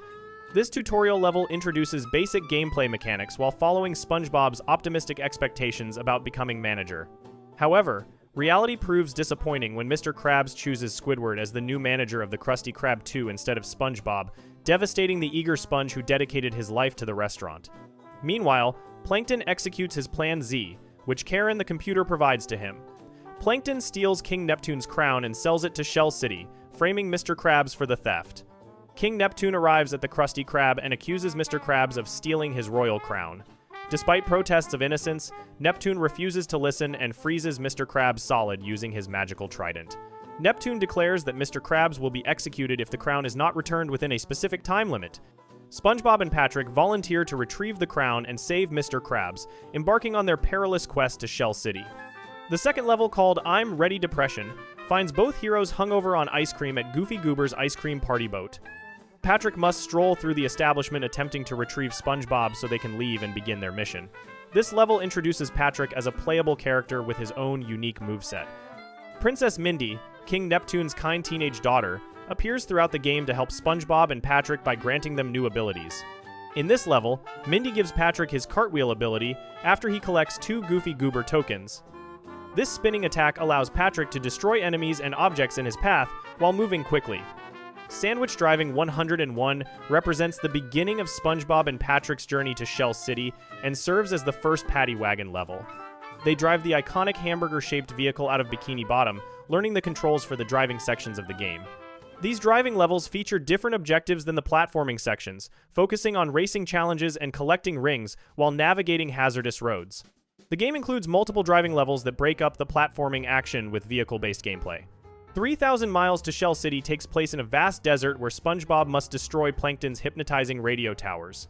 These towers broadcast mind control signals that transform innocent fish into Plankton's minions called Bucketheads, who wear bucket helmets and serve the tiny villain. Mindy grants SpongeBob his Bash ability in this level after he collects 4 Goofy Goober tokens. The Bash allows SpongeBob to fly upward with a red boxing glove, hitting enemies directly above him, pushing buttons, and striking floating crates. When upgraded later, the Bash becomes a spiked metal glove that sticks to surfaces and detonates in an explosion. Rub-a-Dub-Dub, Slip Slide in the Tub, serves as the first slide level where SpongeBob and Patrick slide down surfaces while taking out the last of Plankton's radio towers. The slide levels play differently from platforming sections, focusing on speed and quick reflexes as players navigate downward slopes filled with obstacles. These levels typically include time challenges and ring collection objectives similar to the driving levels. Bubble Blowing Baby Hunt takes place inside the Thug Tug Bar, a rough establishment filled with dangerous criminals who despise bubble blowing. Patrick must traverse through the bar and obtain the key to the Paddy Wagon while avoiding the thugs who will attack if they catch him doing anything they consider weak or childish. Mindy grants Patrick his Smash ability in this level when he has 10 Goofy Goober tokens. The Smash makes Patrick jump into the air and land hard, destroying enemies below, breaking through floors, and pressing ground buttons. When upgraded, Patrick lands on his belly instead, stunning nearby enemies and allowing him to pick them up and throw them. No Weenie Parking Anytime continues the Thug Tug sequence as a driving level. Despite obtaining the key, the gates blocking the road remain locked. SpongeBob and Patrick must drive the Paddy Wagon around the bar area, collecting 5 additional keys to unlock all the gates and escape. This level emphasizes the driving mechanics while adding a collection objective to the racing gameplay. I'll Let You Pet Mr. Whiskers presents the first boss battle, where Patrick must defeat a massive frogfish monster. The frogfish pretends to be a friendly ice cream stand with its tongue disguised as an ice cream lady, luring SpongeBob into its mouth. After SpongeBob gets caught, Patrick must rescue his friend by fighting the enormous creature. The frogfish charges at Patrick, forcing him to dodge and use his cartwheel to knock the beast off the edge repeatedly. During the battle, the frogfish sends out its tongue for slam attacks and spin attacks, while also spitting goo at Patrick. This boss introduces the combat arena format used throughout the game's boss encounters. Rock Slide occurs after SpongeBob and Patrick become men through Mindy's magical encouragement. Having gained confidence, they must slide down the slopes of the monster trench while avoiding dangerous trench monsters that attack from various angles. The level tests reflexes and quick decision-making as players navigate downward at high speed. Now That Were Men takes place inside the monstrous trench, where SpongeBob faces the challenge of traveling through this dangerous area and reaching the other side alive. Mindy grants SpongeBob his Sponge Bowl ability when he has 20 Goofy Goober tokens. This attack rolls a yellow bowling ball that presses buttons, defeats enemies, and destroys crates. When upgraded, the Sponge Bowl becomes a spiked bomb that detonates and destroys everything in an explosion range, significantly increasing its power and usefulness. Shell City, dead ahead, finds Patrick in a trashed area of the ocean where he must destroy Plankton's hypnotizing televisions. These TVs broadcast mind control programming similar to the radio towers, converting more innocent citizens into Buckethead minions. Mindy grants Patrick his throw ability in this level after he collects 25 Goofy Goober tokens. The throw allows Patrick to pick up, carry, and throw crates, throw fruits, freezy fruits, and stunned enemies to press distant buttons, destroy enemies, and freeze liquids like water, oil, and lava. Patrick can also use his tongue to swing from floating ice blocks over large gaps, similar to Sandy's lasso swinging in battle for Bikini Bottom. Names Dennis introduces the game's secondary antagonist in the second boss level. Dennis is a hitman hired by Plankton to kill SpongeBob and Patrick before they can retrieve the crown. Patrick must battle Dennis to save SpongeBob from this dangerous assassin. Throughout the fight, Dennis uses SpongeBob as a hockey stick, whacking old toilets at Patrick that release toxic gas rings if they hit the ground. Patrick must either deflect the toilets with his upgraded Star Spin or throw melons at Dennis. As Dennis loses health, he summons spinner enemies into the arena to complicate the fight. After Patrick defeats him, the Cyclops steps on Dennis with a giant boot. Interestingly, Dennis is the only character not voiced by his original movie actor, as Alec Baldwin voiced him in the film while Fred Tatasciore voices him in the game. Sunday driving takes place in a surreal Goofy Goober dream world, representing their ice cream-induced fantasies. SpongeBob and Patrick must follow the Goofy Goober character who leads them through Gooberland and shows them the way out. This level features bizarre, colorful environments that differ from the underwater settings, embracing the strange logic of dream sequences.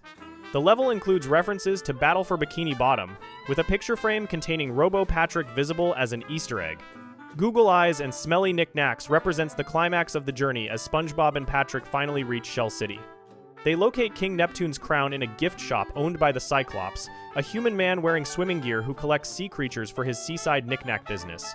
SpongeBob and Patrick slide on hoses and cables throughout the shop while searching for an escape route and avoiding the Cyclops, who constantly pops up unexpectedly. The level takes place above water, creating unique challenges since SpongeBob and Patrick are sea creatures in a dry environment. Interestingly, some bubbles appear during gameplay despite the level occurring on land, representing a continuity error. Dennis Strikes Back serves as the third and final confrontation with the persistent assassin.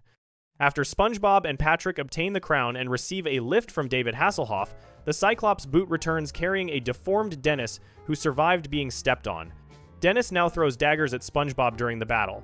Approaching Dennis directly does not work because he leaps to different spots around the arena. SpongeBob must use the Sponge Bowl or deflect Dennis's daggers using an upgraded spin attack to damage him. As Dennis's health decreases, he calls Slammer enemies into the arena for backup.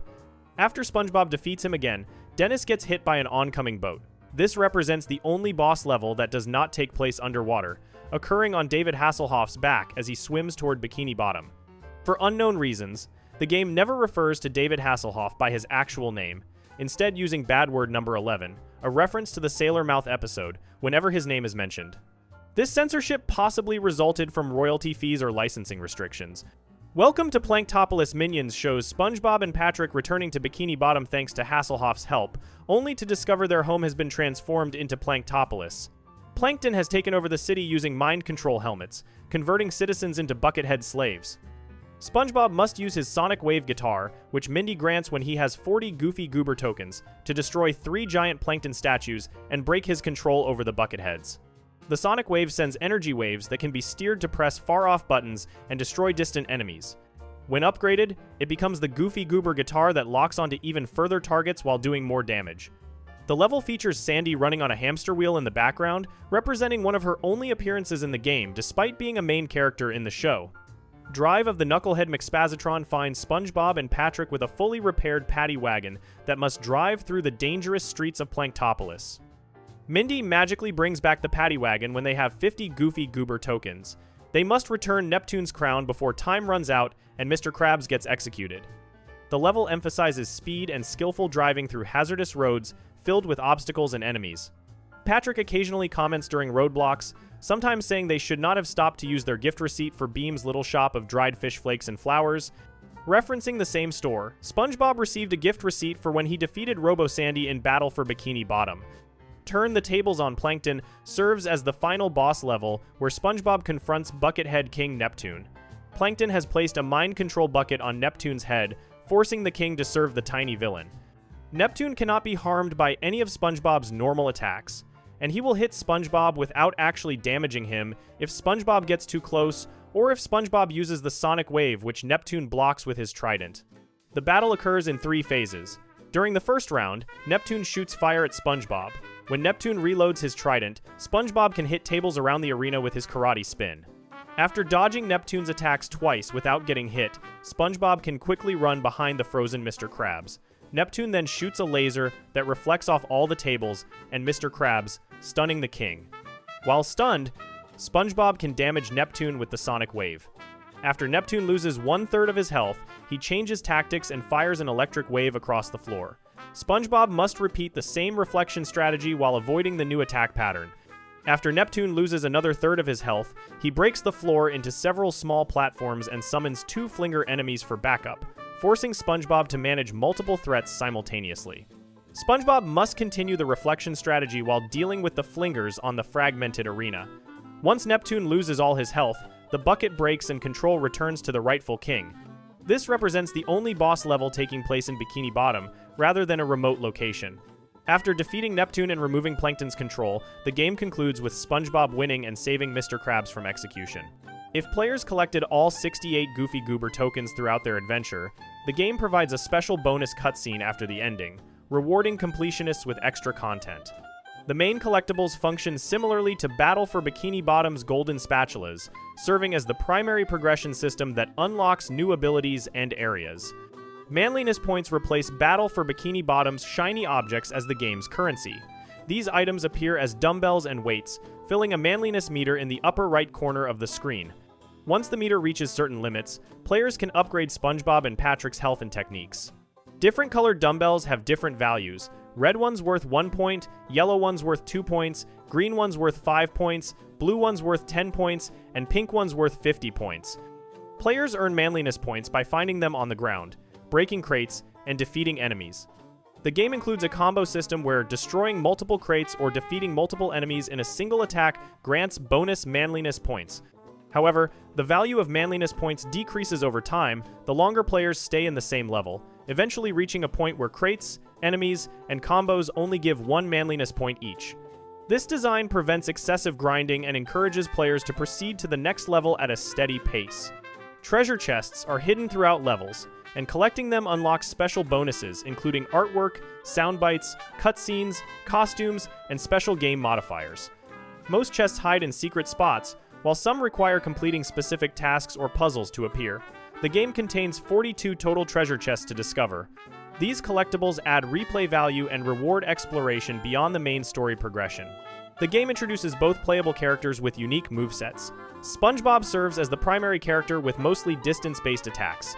All his moves were copied from Battle for Bikini Bottom, but changed their aesthetic, as all his Battle for Bikini Bottom moves had bubble themes. SpongeBob's karate spin uses red karate gloves to attack enemies in any direction. When upgraded, the gloves become metal and can reflect enemy projectiles from flingers, poppers, and mervs back at them while doing more damage. His bash flies upward with a red boxing glove to attack enemies above, essentially the bubble bash from Battle for Bikini Bottom. His sponge bowl rolls a yellow bowling ball forward, basically the bubble bowl from Battle for Bikini Bottom. His sonic wave uses a guitar and portable amp to send steerable energy waves, essentially the cruise bubble from Battle for Bikini Bottom. SpongeBob's main disadvantage is that some enemies like spinners resist his attacks, and he is physically weaker than Patrick in certain situations. Patrick focuses on primarily physical attacks. Unlike SpongeBob, Patrick's moveset was not simply copied from Battle for Bikini Bottom, but was tweaked to make him much more versatile. This likely occurred because players could also control Sandy in Battle for Bikini Bottom, so developers compensated by improving Patrick's moves, including giving him one of Sandy's abilities. Patrick's star spin makes him spin his arms to attack, replacing his directional belly attack from Battle for Bikini Bottom. His cartwheel performs a fast rolling attack, destroying everything in his path. His smash jumps into the air and lands hard, similar to his belly flop from Battle for Bikini Bottom. His throw picks up and throws objects exactly as he could in Battle for Bikini Bottom. His swing uses his tongue to grab floating ice blocks, which is what Sandy did with her lasso in Battle for Bikini Bottom. Patrick's main disadvantage is that he moves slower than SpongeBob, and some enemies like Flingers, Poppers, and Mervs are harder for him to defeat. The game received mixed to positive reviews from critics, while the PC and Game Boy Advance versions were barely reviewed. Metacritic aggregated scores of 75 out of 100 for PlayStation 2, 73 for GameCube, and 74 for Xbox. Juan Castro of IGN praised the entertaining and challenging mix of platform and driving sequences with responsive controls and a camera that rarely hinders views. Play magazine called the PlayStation 2 version a full-blown AAA platformer. The game won the Fave Video Game category at the 2005 Australia Kids' Choice Awards. Despite relative obscurity at release, the console versions gained a cult following alongside Battle for Bikini Bottom, with old fans having fond memories of playing as children. The game shipped 2 million units and achieved greatest hits on PlayStation 2, platinum hits on Xbox, and player's choice on GameCube, indicating strong commercial success. Before we move on, make sure to subscribe if you're enjoying this breakdown. Moving on to Creature from the Krusty Krab. Shared Dream Realities and Nightmare Plankton. Creature from the Krusty Krab features 2 distinct story segments, starring SpongeBob and Patrick in their wildest dreams. The game takes place while the creatures of Bikini Bottom sleep peacefully, their night brains exploring the mysterious world of dreams. These dream sequences transform familiar characters into exaggerated versions of themselves, placing them in bizarre scenarios that only make sense within the logic of sleeping minds. The game contains racing sequences, platforming challenges, and superhero action as players experience what happens when SpongeBob and Patrick's imaginations run completely wild during their deepest slumber. The first segment, called Diesel Dreaming, begins with SpongeBob sleeping peacefully in his pineapple home. His bed suddenly transforms into a hot rod racing machine and crashes straight out of the house. SpongeBob exclaims that his bed has been transmogrified into a lean, mean racing machine. He declares it is time to put the pedal to the metal, the rubber to the road, and the sponge to the street. At the next cutscene, SpongeBob transforms into a grotesque, edgy version of himself, with an attitude completely unlike his normal cheerful personality. This dream version of SpongeBob embodies everything a 1,950 seconds greaser hot rod driver would be, complete with slicked hair and a rebellious demeanor. 2 announcers named Rick and Dale provide commentary throughout the racing sequences. Rick describes the action, while Dale struggles with basic tasks like operating his microphone correctly. After SpongeBob completes a trial race, Rick notes there is only one word to describe the situation. Dale suggests "really cool," prompting Rick to point out that is actually 2 words, but thanking Dale for playing anyway. These announcers provide humorous banter between races, often making jokes about their personal lives and Dale's general confusion about simple concepts. SpongeBob arrives at the finish line and transforms back to his normal self in triumph. He celebrates his victory and imagines how proud Mrs. Puff will be that he passed his test and became a hot rod driver extraordinaire. However, SpongeBob realizes he does not actually remember passing his driving test. He searches for his license and successfully pulls it out of his pants. SpongeBob admires how shiny the license looks and comments on the handsome sponge pictured on it. Suddenly, Plankton rams SpongeBob from behind, causing him to drop his precious license. Plankton yells that he is coming through and tells the Pipsqueak to get out of his way, establishing himself as an antagonistic racer in SpongeBob's dream world. The second racing segment, called License to Jive, begins with Rick commenting that the new competitor lost his license already. Dale experiences microphone feedback and keeps asking if his equipment is working properly. Rick sarcastically thanks Dale for the feedback. SpongeBob watches helplessly as his license hops away from him. He cries out to the cruel sea, lamenting how it taunts this little yellow sponge. He declares the license is now too far away for him to reach, and curses the underwater currents for winning again. Misses. Puff appears and instructs SpongeBob that to get his driving license back, he must unlock the speed demon inside of him. SpongeBob tells his license to stay shiny because he is coming to get it. Misses. Puff explains that now SpongeBob is on foot, he should come over so she can tell him a few more things about the racing mechanics. After completing the platforming challenges, SpongeBob successfully picks up his license. He calls it his lovely, lovely license and expresses relief at finding it. He tells the license to never leave him again. Patrick suddenly arrives and greets SpongeBob. He challenges his friend to see if SpongeBob has what it takes to beat the Great Piston Patrick, introducing himself as a rival racer in this dream competition. The third racing segment, called Some Like It Hot Rod, begins with Rick noting the youngest competitor is ready for his first real challenge. Dale agrees it should be interesting. Rick compares it to Grandpa with an angry octopus. During the race, Rick describes it as Starfish versus Sponge, a true battle of undersea titans. Dale agrees it is the truest of true battles, with best friends competing to see who is the best. After SpongeBob completes the race, Plankton rams his car again, completely tearing it apart. Plankton mockingly apologizes and laughs at the destruction he caused. The fourth segment, called Grease Monkey Business, addresses the car destruction. Rick asks Dale if smashing a competitor's car was against the rules. Dale responds that there are no rules at all. Rick compares this situation to his first marriage and cackles. SpongeBob realizes he needs to find parts lying around to fix up his car. He notes that the other racers will not just let him rummage around freely, so he better brush up on his skills. This segment involves platforming and combat as SpongeBob searches for automobile parts. After collecting what he needs, SpongeBob declares he has found just what every Sponge's supercar needs. The fifth racing segment, called Deep Sea Drivers, features a race against Plankton. Rick warns that Plankton is known to be a tough competitor. Dale absolutely agrees and suggests they keep their eyes on this race. Rick insists he never gets distracted, then immediately notices a pebble. During the race, Rick comments on the classic lineup of a Sponge, a Starfish, and a Plankton racing together. Dale agrees he certainly could not ask for more. After the race concludes, SpongeBob's car gets hit by Speed King Gary in what amounts to a hit-and-run accident, damaging the vehicle once again. The sixth segment, called Motor Mirth, involves collecting turbos. Rick observes that SpongeBob seems to be collecting turbos, which could be tricky. Dale mentions the Great Turbo Drought from about 4 years ago. Rick nostalgically remarks that those were the days and laughs. Mrs. Puff explains that to beat Gary, SpongeBob needs to soup up his engines with a few new parts. She suggests there are places around the area that SpongeBob has not explored yet. She instructs him to get his car fitted with special parts so he can use speed boosts around the track. She tells SpongeBob to get his pants working and bounce the button. Before getting the first turbocharger and after getting the last one, SpongeBob tells Gary to prepare to give up his Speed King crown. When a grabber claw holding barrels of fuel blocks the path, SpongeBob realizes someone is trying to block him off. He declares that no one can stop Speed King Squarepants.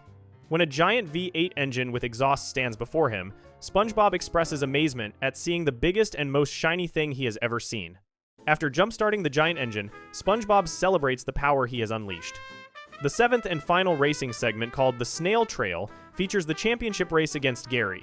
Rick questions whether that is actually a snail out there. Dale confirms it is a snail, or perhaps someone cleverly disguised as one. After winning the final race, SpongeBob celebrates how awesome his car is and how he loves feeling the wind in his pores. He declares they are an unbeatable team. However, SpongeBob unintentionally falls into a bottomless hole while still proclaiming they are number one as he disappears into the abyss, ending the Diesel Dreaming storyline. The second major segment, called Starfishman to the Rescue, begins with Patrick waking up in a nightmare with the television on. He yells no repeatedly, then realizes it was a strange dream. Johnny Fishhead appears on television with an urgent news flash announcing that Bikini Bottom is threatened by the dreaded Patrick. The news anchor desperately asks who can save them now. Patrick realizes this is a job for Starfishman and pops out of his rock house wearing a superhero costume, ready to save the city from his evil duplicate. Starfishman surveys the area and notes that everything looks normal, except nothing looks the same as it used to. The city has transformed into a comic book world with exaggerated art style and dramatic colors. Starfishman receives his first phone call from a mysterious helper who thanks goodness it is him. The caller explains that dreaded Patrick's henchmen are on the loose and Starfishman must do something. Starfishman confidently declares he never turns down a challenge. The caller asks if Starfishman knows how to do his Super Turbo Twist Attack. Starfishman confusedly repeats Super Turbo, expressing he has no idea what that means. The caller assures him not to worry because it is easy. Starfishman likes easy and asks where these bad guys are anyway. He spots them and the caller encourages him to go get them. The second phone call finds Starfishman answering the phone and offering to get Starfishman for the caller. The caller reminds him that he is Starfishman. Patrick realizes this and reports for duty. The caller reminds him about his supercharge ability. Starfishman enthusiastically agrees he loves supercharge, then immediately asks what supercharge is. The caller explains he can use it to break through weak paper walls, push blocks around, or knock enemies out of the way. The third phone call teaches Starfishman about his super ground slam attack. The caller explains he can use it to press buttons and attack enemies. The caller suggests trying it on enemies over there and mentions that sometimes Starfishman might have to slam multiple times on a button or enemy to get the desired result. During his first encounter with Dreaded Patrick, the evil duplicate asks if Starfishman thinks he has a chance against him and laughs evilly. Starfishman does not notice Dreaded Patrick's minions coming out of posters until they surround him. He confusedly asks why Dreaded Patrick is laughing and what is so funny. He admits he does not get the joke and asks to hear it again, showing his characteristic dim understanding of threatening situations. The fourth phone call warns Starfishman to watch out for gas and find a way to turn it off or avoid it. During the second encounter with Dreaded Patrick, the villain tells Starfishman to give up because there is no way across. Starfishman expresses frustration at seeing Dreaded Patrick again and also seeing that phone again, asking why repeatedly. The fifth phone call informs Starfishman about his Super Bluster Puff attack. The caller explains he can use it against bad guys and also to move objects or turn propellers. Starfishman expresses interest and the caller suggests trying it on windmills nearby. During the third encounter, Dreaded Patrick boasts that now the whole world trembles under his magnificent visage and his perfect pinkness before flying off. The sixth phone call addresses the Dreaded Patrick posters plastered all over town. The caller instructs Starfishman to use his blow attack to remove them. As Starfishman blows away the posters, he makes various comments, including telling Dreaded Patrick that he sticks them up and Starfishman knocks them down. He declares no more postering for Dreaded Patrick and vows to get rid of the propaganda. He references the three little pigs by saying he will huff and puff and blow the posters down.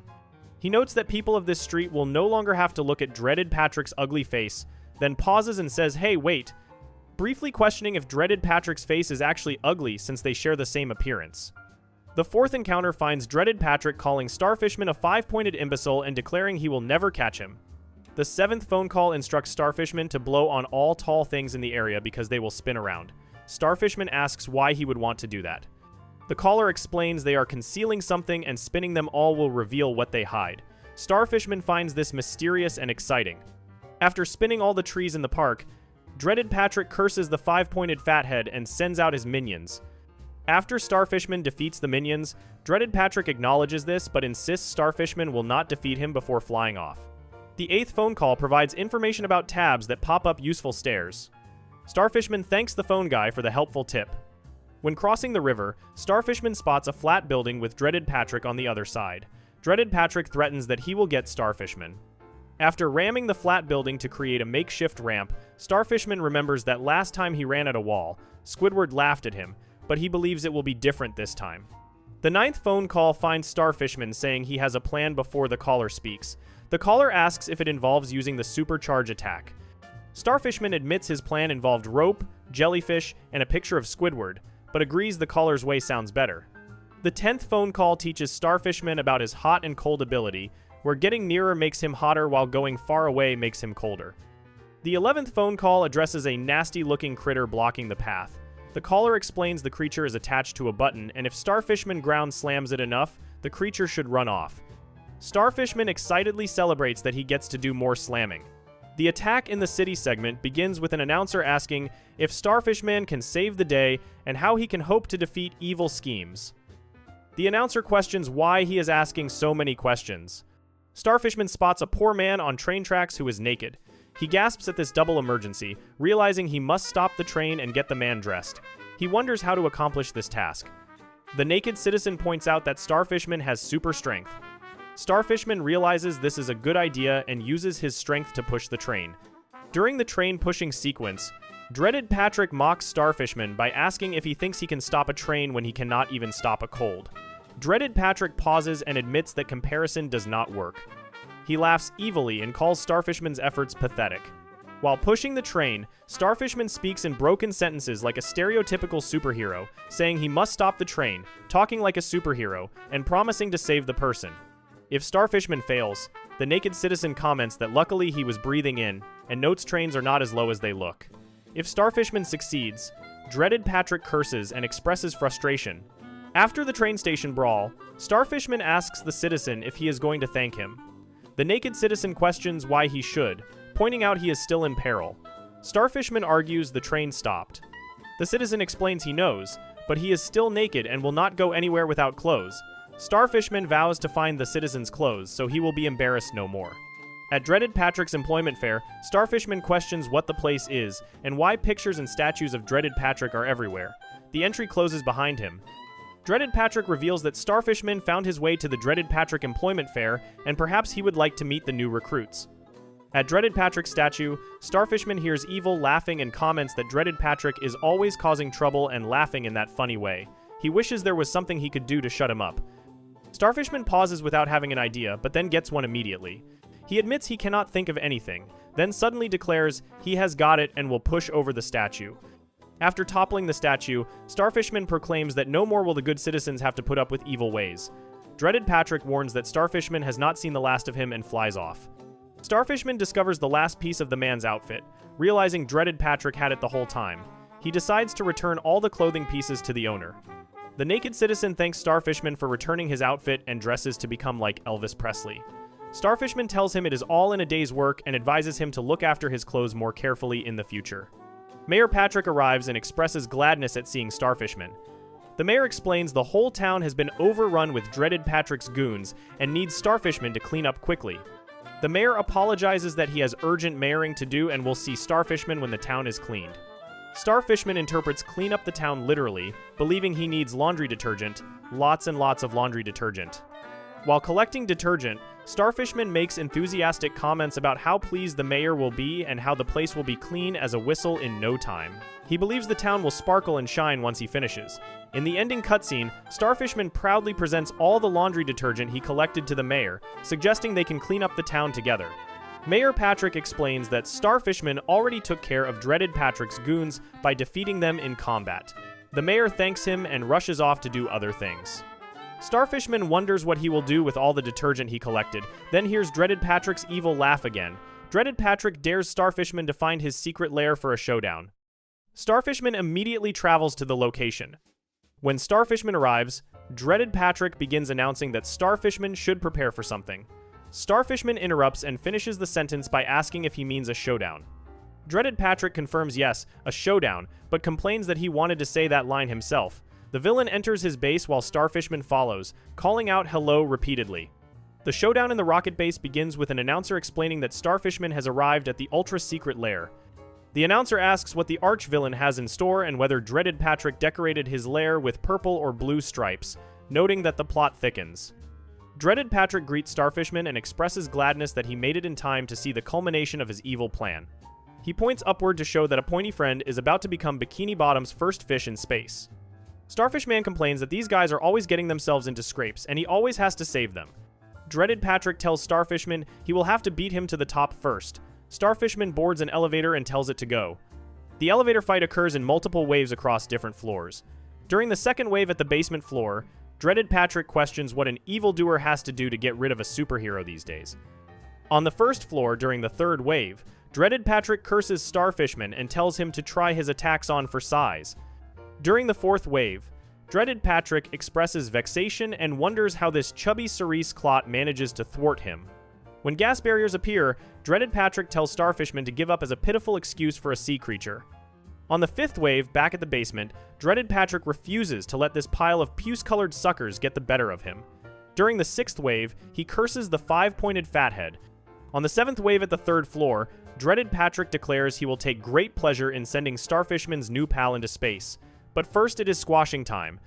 During the final wave, he announces Starfishman has met his match and his master. After defeating all waves, Starfishman goes through a hallway and reaches where the bystander is tied to a rocket. He looks up and reassures the innocent bystander that he is safe now. Starfishman immediately gets knocked out by Dreaded Patrick's goons and gets tied to the rocket himself. Dreaded Patrick marches out to face him and announces to beware of the Dreaded Patrick. Before the rocket blasts off, Starfishman protests that Dreaded Patrick is the vile villain and he is the good guy, meaning he is supposed to win. The rocket blasts off into space, taking Starfishman with it. A ring-shaped asteroid falls toward Earth as a result. Dreaded Patrick looks up with binoculars and comments that his arch-enemy is defeated. He wonders what to do now and considers mowing the lawn.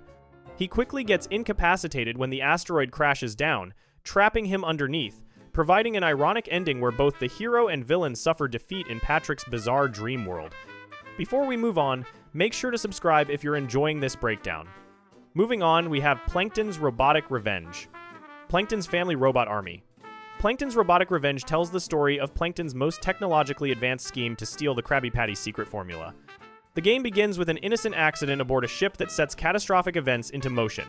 A captain orders his first mate to replace dead batteries in the ship's radio. The sailor agrees to handle the task immediately, but suddenly loses his grip. The batteries fall overboard and plummet down toward the ocean floor below. This simple mistake provides Plankton with exactly what he needs to execute his most ambitious plan yet. Karen, Plankton's computer wife, hears a noise and asks what happened. Plankton dramatically announces that the sound represents his dreams becoming reality. Karen sarcastically asks if he is getting taller, referencing his constant insecurity about his microscopic size. Plankton clarifies that while he will not get taller, he definitely will be moving up in the world. He laughs maniacally as his plan begins to unfold. The fallen batteries contain a special power source that will fuel his greatest creation yet. Mr. Krabs hears commotion and questions what is happening outside his restaurant. Plankton clears his throat to get attention and commands Krabs to kneel before him and his technological superiority. Plankton boasts that Krabs' flimsy defenses are no match for his supercharged exoskeleton and robot minions. He declares that the Krabby Patty formula is his at last and laughs triumphantly. This introduction establishes that Plankton has created a powerful robotic suit for himself, along with an entire army of mechanical servants to assist in his theft. Mr. Krabs dismisses the threat by telling Plankton he will need more than that tin clown suit to outwit him. Krabs confidently explains that the Krabby Patty formula is perfectly safe in his new ultra-secure safe. However, his confidence immediately evaporates when he realizes the safe itself is missing. Plankton reveals he already stole the safe and mockingly repeats the name ultra-secure safe. He claims he will have it open in no time and flies off carrying the stolen safe. Mr. Krabs desperately yells for Plankton to come back with his safe, but the tiny villain easily escapes with his prize. SpongeBob arrives and attempts to get Mr. Krabs' attention. Mr. Krabs thanks Poseidon that SpongeBob showed up and explains the dire situation. Plankton has stolen the safe containing the Krabby Patty formula inside it. However, Krabs reveals that Plankton does not know the safe requires a special key to open. Mr. Krabs made 3 copies of the key and hid them in 3 secret locations marked on a map. This security measure represents Krabs' backup plan to protect his most valuable possession even if the safe itself gets stolen. Before Mr. Krabs can finish explaining his brilliant security system, Plankton swoops back and snatches the map right out of Krabs' hands. Plankton thanks him sarcastically and retreats again with both the safe and the map showing where all the keys are hidden. Mr. Krabs screams no in horror as his entire security system falls apart. 3 hours pass with Mr. Krabs still screaming the same word, showing his extreme distress at losing both the safe and the instructions for opening it. SpongeBob announces he has an idea to solve the problem. Patrick gets excited and celebrates that SpongeBob has an idea, declaring they are saved.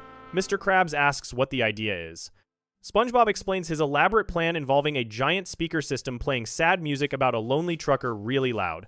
Next, they will have a barbecue and start cooking hot dogs, baked bananas, and sauerkraut. Then, using electric fencing, an old tuba, and a litter of kittens, they will somehow defeat Plankton. The plan makes absolutely no logical sense whatsoever. Squidward interrupts and asks how that ridiculous plan is supposed to help their situation. SpongeBob enthusiastically responds that picnics always help, revealing he completely misunderstood the assignment. His idea was just to have a picnic party rather than any actual strategy for recovering the stolen formula. Sandy interjects with a sensible suggestion, asking why they do not all head out and find the keys before Plankton does. Patrick expresses that he likes SpongeBob's picnic idea better, showing his characteristic preference for food over productivity. Mr. Krabs seizes on Sandy's suggestion and declares that is exactly what they need to do. They must find the keys before Plankton does and the formula will be saved. Krabs claims he is glad he thought of that plan, taking credit for Sandy's idea. Sandy sighs in frustration at Krabs, stealing credit but agrees anyway. This establishes the game's central objective. Players must race against Plankton and his robot army to collect 3 keys hidden in different locations across Bikini Bottom. SpongeBob provides a gameplay tutorial explaining that players should use sprockets they collect to purchase and upgrade gizmos, which serve as the game's equipment system. He instructs players to use the ground slam move to open chests scattered throughout levels. This represents the standard collectible and power-up system common in adventure games. Sandy comments that it is hard to believe tiny Plankton could cause so much damage, expressing amazement at the scale of destruction his robots created. Plankton appears and argues it is not so hard to believe when dealing with a powerful intellect like his. He explains that he owes everything to Enerjolt power cells, which serve as a source of unlimited power. These special batteries are what fell from the ship at the beginning of the story. Using these power cells, Karen built Plankton his robotic exoskeleton suit and an entire robot army. Plankton acknowledges that members of the Plankton family provided a little help as well, introducing the concept that his relatives are assisting with the scheme. Plankton assures everyone that he will find the keys despite their interference. However, he has one more task he must accomplish before proceeding with world domination. SpongeBob innocently asks what that task is. Plankton declares he must destroy all of them first. He commands his robot minions to attack, initiating the first boss battle of the game. After defeating the initial wave of robots, SpongeBob celebrates by saying they can chalk up one more victory for the forces of good. Plankton refuses to accept defeat and tells SpongeBob not to celebrate so fast. He admits they won this first battle, but assures them that ultimate victory will be his. His robot army will have those keys anytime now, and he will finally possess the fabled Krabby Patty formula. Patrick asks what they should do now. Squidward suggests giving up this charade and going home for a nice cup of tea before bed, showing his typical desire to avoid work and conflict. SpongeBob refuses and insists they must beat Plankton to those keys. Patrick enthusiastically agrees, leaving Squidward outvoted. The first key hunt takes players to a location where they encounter Rainchild, one of Plankton's relatives. Rainchild worries aloud that they must find the key because Cousin Sheldon will be angrier than a wet toad at a square dance if he discovers they lost it. This dialogue reveals that Plankton's real name is Sheldon, and that his extended family is helping search for keys. Mr. Krabs spots the key stuck to a metal robot and points it out to SpongeBob. SpongeBob suggests that if they move quickly, the robot will never know what hit them. Rainchild overhears this plan and responds that he will definitely know what hit him since they just told him exactly what they were planning to do. This humorous exchange shows the characters announcing their strategies out loud for no logical reason. SpongeBob rallies the gang to attack Rainchild's robot. After defeating him, SpongeBob celebrates their teamwork and notes they obtained both a key and another Enerjolt power cell. He suggests Sandy can use this power cell to help find the other keys, establishing a progression system where captured power cells provide clues to remaining locations. Plankton appears again, talking to himself, calculating that another key is located in rock bottom if his calculations are correct, which of course they always are. He begins planning his route when he suddenly wonders if his communication device is turned on, realizing he accidentally broadcast his plans. Mr. Krabs asks if everyone heard that announcement. SpongeBob confirms he did and comments that Plankton should really learn to control his temper. Mr. Krabs clarifies he means the information about another key in rock bottom, not Plankton's angry outburst. They need to get there and beat Plankton to it.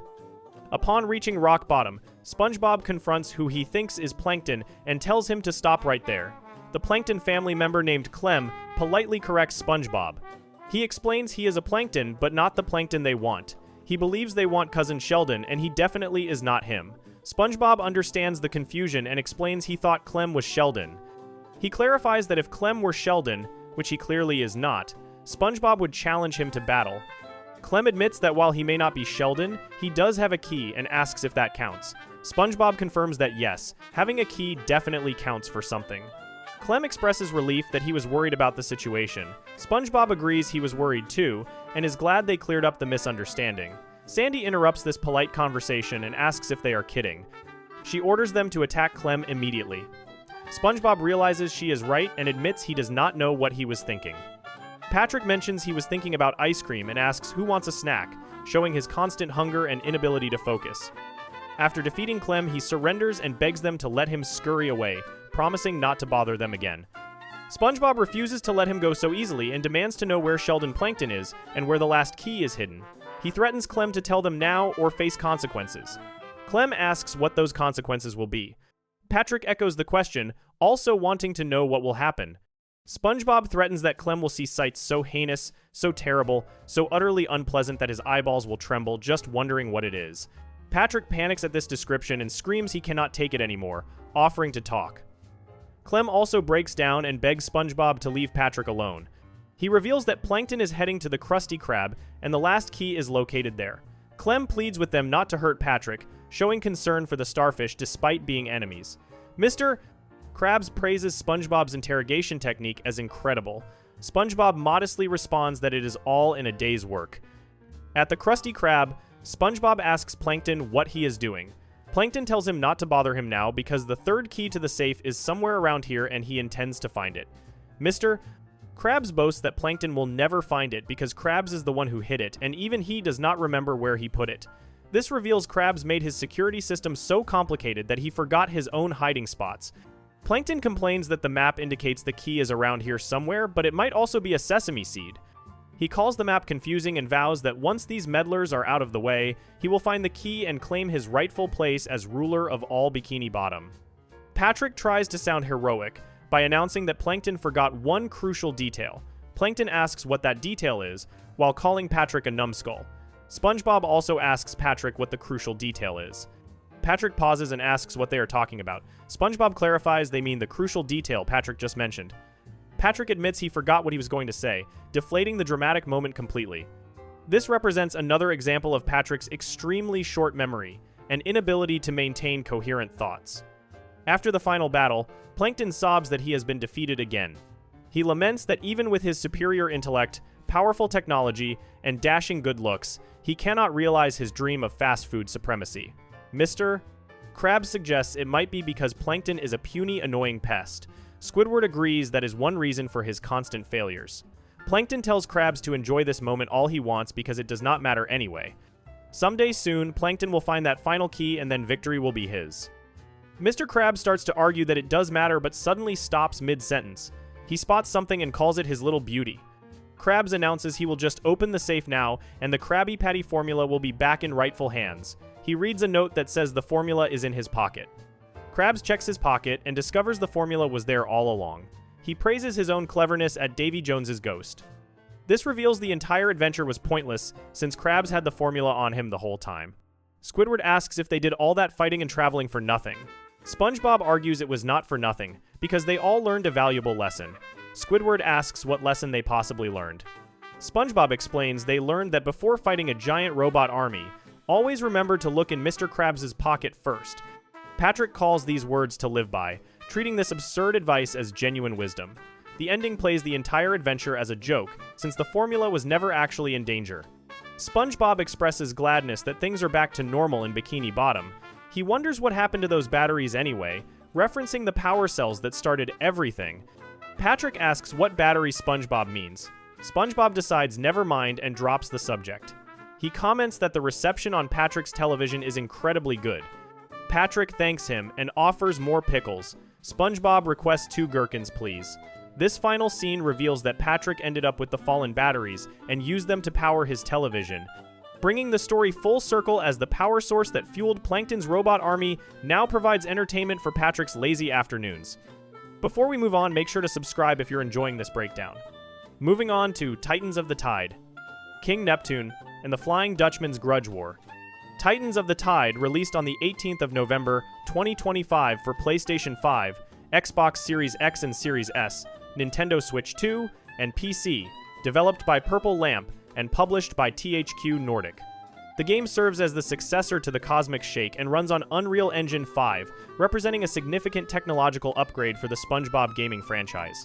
This adventure centers on a conflict between 2 massive egos of the 7 seas, the ghostly Flying Dutchman and the mighty King Neptune, whose clash unleashes ghostly mayhem across Bikini Bottom.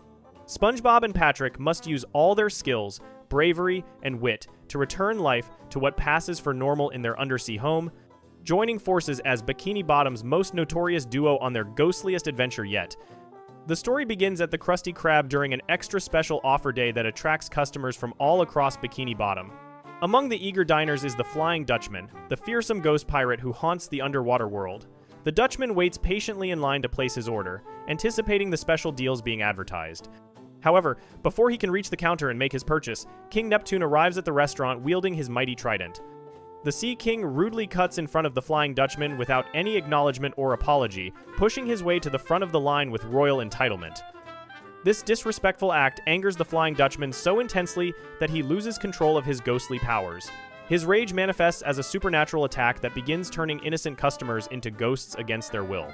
The restaurant descends into chaos as patrons transform into spectral versions of themselves, losing their physical forms and becoming ethereal beings. Among the victims of this ghostly transformation is SpongeBob himself, who finds his body converted into ghost matter due to the Dutchman's temper tantrum. This curse affects numerous citizens throughout Bikini Bottom, creating a citywide crisis. Meanwhile, Patrick is walking toward the Krusty Krab to take advantage of the special offer, completely unaware of the supernatural disaster unfolding there. As Patrick travels through Bikini Bottom, he begins encountering ghosts everywhere he looks. Confused citizens float through the streets in spectral form, and hostile ghost enemies attack anyone still in physical form. Patrick must fight his way through these ghost attacks as he continues his journey toward the restaurant. Despite the obvious danger and supernatural chaos surrounding him, Patrick remains determined to reach the Krusty Krab and claim his special offer meal. When Patrick finally arrives at the Krusty Krab, he discovers the full extent of the disaster. The Krusty crew, consisting of the restaurant's employees and management, arrive dramatically on a blimp called the Floating Patty. This airship serves as their mobile base of operations for dealing with the ghost crisis. The crew throws down an anchor that Patrick can climb to reach the blimp and join them aboard. Once Patrick boards the Floating Patty, he reunites with SpongeBob and discovers something remarkable about their friendship. SpongeBob and Patrick learn they can swap between their normal physical forms and ghost forms using their best friends forever rings, the friendship jewelry they wear to symbolize their bond. This magical property of the rings was previously unknown but becomes activated due to the supernatural events surrounding them. The ability to switch forms at will becomes essential for their quest, as certain obstacles and challenges require specific forms to overcome. The Best Friends Forever rings essentially grant both characters dual nature, allowing them to exist as either living beings or ghosts depending on what the situation demands.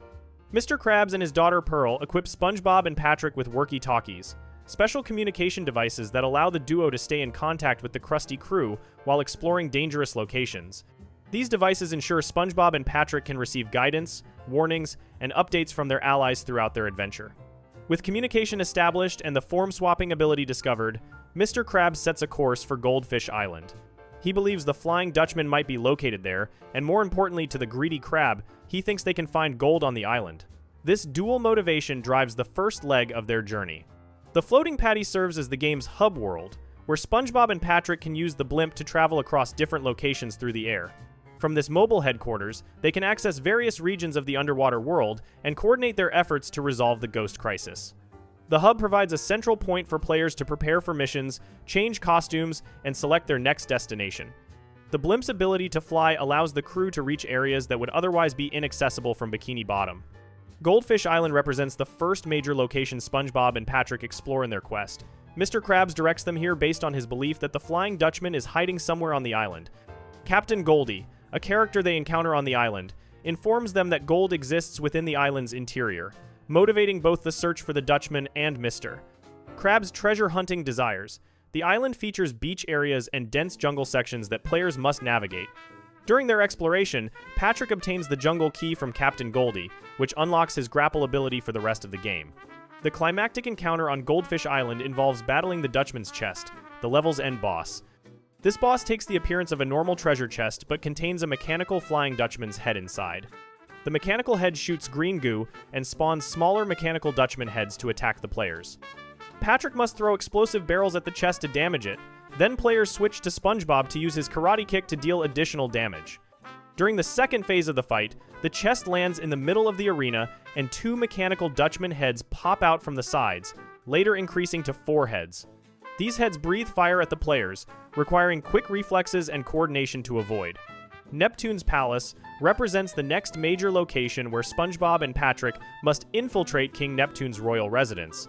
Their mission involves warning the Sea King about the Flying Dutchman planning to ruin his gala event. However, their warning comes too late as the Dutchman arrives and engages in another confrontation with King Neptune. During this fight, the Dutchman uses his powers to turn Queen Amphitrite and Princess Mindy into ghosts, demonstrating the escalating severity of the supernatural crisis. The battle between these two titans causes massive destruction that ruins parts of Atlantis in the process. During their time in Neptune's palace, SpongeBob obtains the Bubble Button ability, which becomes one of his essential tools. The Bubble Button ability allows SpongeBob to shoot bubbles for multiple purposes. He can activate buttons from a distance, inflate certain platforms to create new paths, destroy tickies without getting close, and trap small enemies inside bubbles to stun them temporarily. New to this game, SpongeBob gains an additional feature where he can snap his fingers to pop bubbles he previously threw. This upgrade provides more control over the bubble mechanics and allows for strategic gameplay where players can time when bubbles burst for maximum effect. The bubble button becomes essential for solving puzzles and combat throughout the remaining levels. Atlantis City follows immediately after the Neptune's Palace level, as the clash between King Neptune and the Flying Dutchman leaves, SpongeBob and Patrick lost in the catacombs beneath the ruined city. They must navigate these underground passages to find an escape route and return to the floating patty. The catacombs feature ancient architecture and dangerous enemies guarding the passages. This level's end boss is Neptune's statue, which was accidentally brought to life by a character named Madame Cassandra. She reflected a bolt from the Dutchman and Neptune's ongoing fight, and the magical energy animated the statue unintentionally. Neptune's statue primarily uses its trident as a weapon to attack SpongeBob and Patrick. Patrick must wait for barriers surrounding the statue to open, then throw a green lantern at the statue's base to damage it. During the second phase, the statue breaks apart to reveal the ghost inhabiting it. This phase requires SpongeBob to change lanterns to green when barriers open, then switch them back to blue to successfully hit the ghost. The lantern color-changing mechanic introduces a puzzle element to the boss battle, requiring players to understand the relationship between lantern colors and platform visibility. Lanterns become an important item throughout the game, capable of switching between blue and green colors. The lantern's color determines which platforms appear or disappear in certain areas. Players can change a lantern's color either by using SpongeBob's bubble button on it or by using Patrick's attack button while holding the lantern. This color-switching mechanic creates puzzles where players must figure out the correct sequence of color changes to progress through obstacles or reach collectibles hidden behind color-specific barriers. Jellyfish Field serves as another major location, but this time the familiar area has been transformed by supernatural cold and lack of food.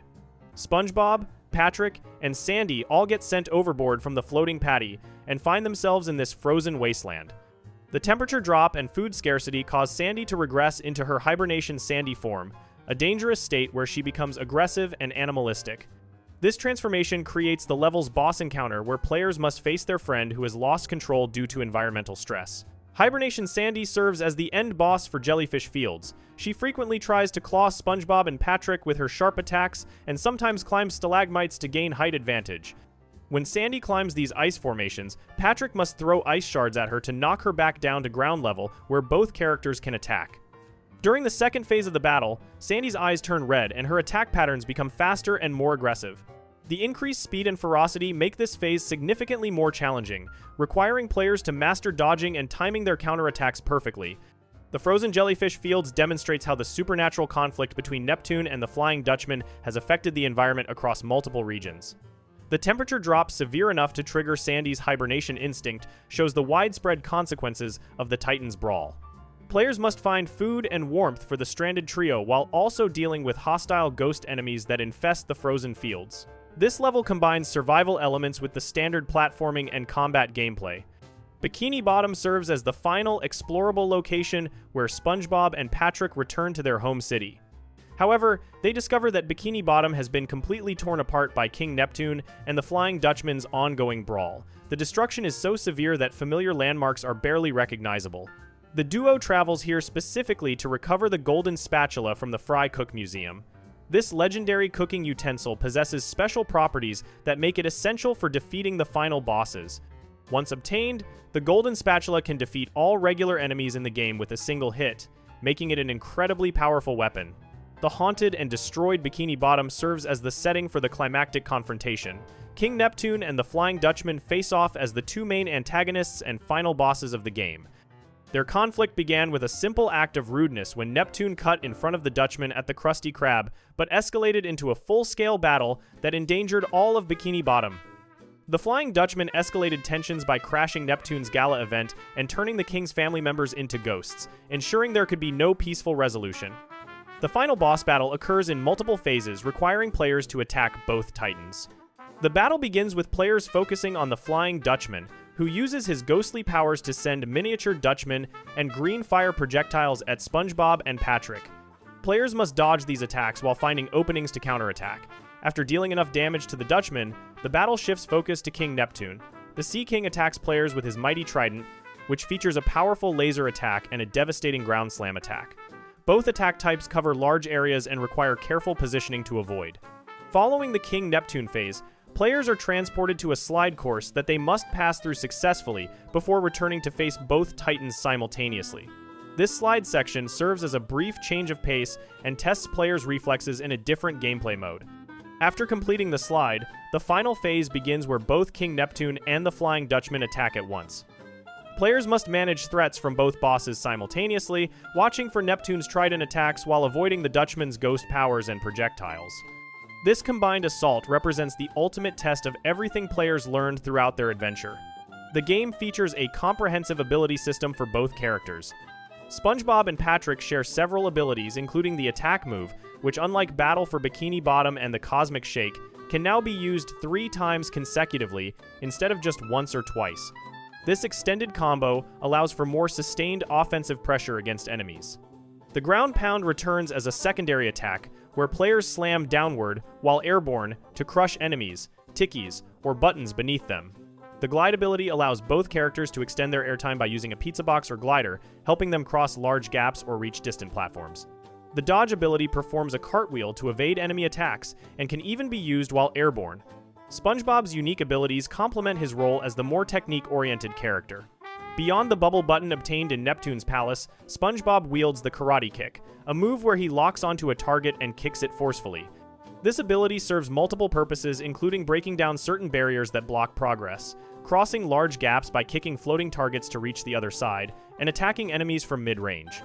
The Karate Kick's versatility makes it one of SpongeBob's most important tools. Patrick's unique abilities focus on physical strength and manipulation of the environment. The Burrow ability allows Patrick to dig underground, which lets him grab coins buried in the ground, travel under certain obstacles that would otherwise block his path, and enter sand craters that launch him high into the air when he emerges. The Throw ability returns from Battle for Bikini Bottom, allowing Patrick to pick up objects like tickies, ghosts, or lanterns and throw them at targets. This ability proves essential for solving puzzles and defeating certain enemies. The Grapple ability, obtained after receiving the Jungle Key from Captain Goldie, lets Patrick grab objects from far away, significantly expanding his reach and utility. Special items play important roles throughout the adventure. The Friendship Rings, also called Best Friends Forever rings, represent the core mechanic allowing SpongeBob and Patrick to switch between normal and ghost forms at will. The Ghost Board functions as a vehicle, allowing the duo to surf on goo and regular ground surfaces. Unlike the Bubble Surf from the Cosmic Shake, the Ghost Board does not glide through air and has no time usage limit. Players can use it indefinitely until passing through a no Ghost Board zone.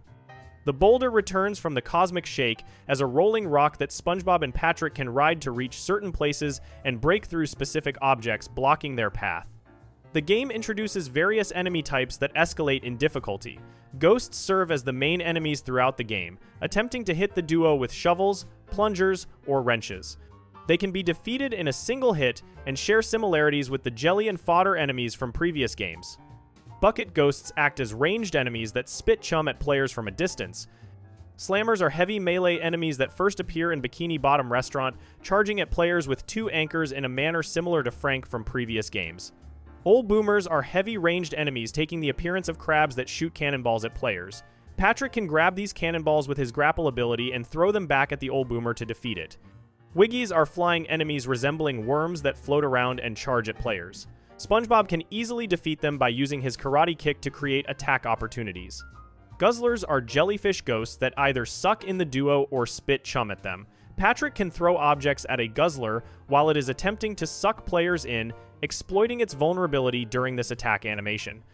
The game offers extensive customization through costume options.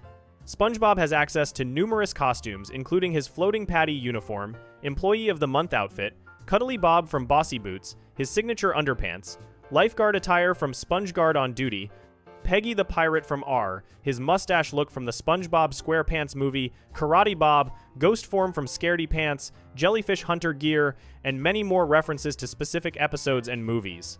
Patrick similarly has many costumes, including Copy of the Month from Big Pink Loser, Blindbeard from Arg, Mermaid Patrick, Sir Patrick from Dunces and Dragons, and King Patrick from Rule of Dumb, among others.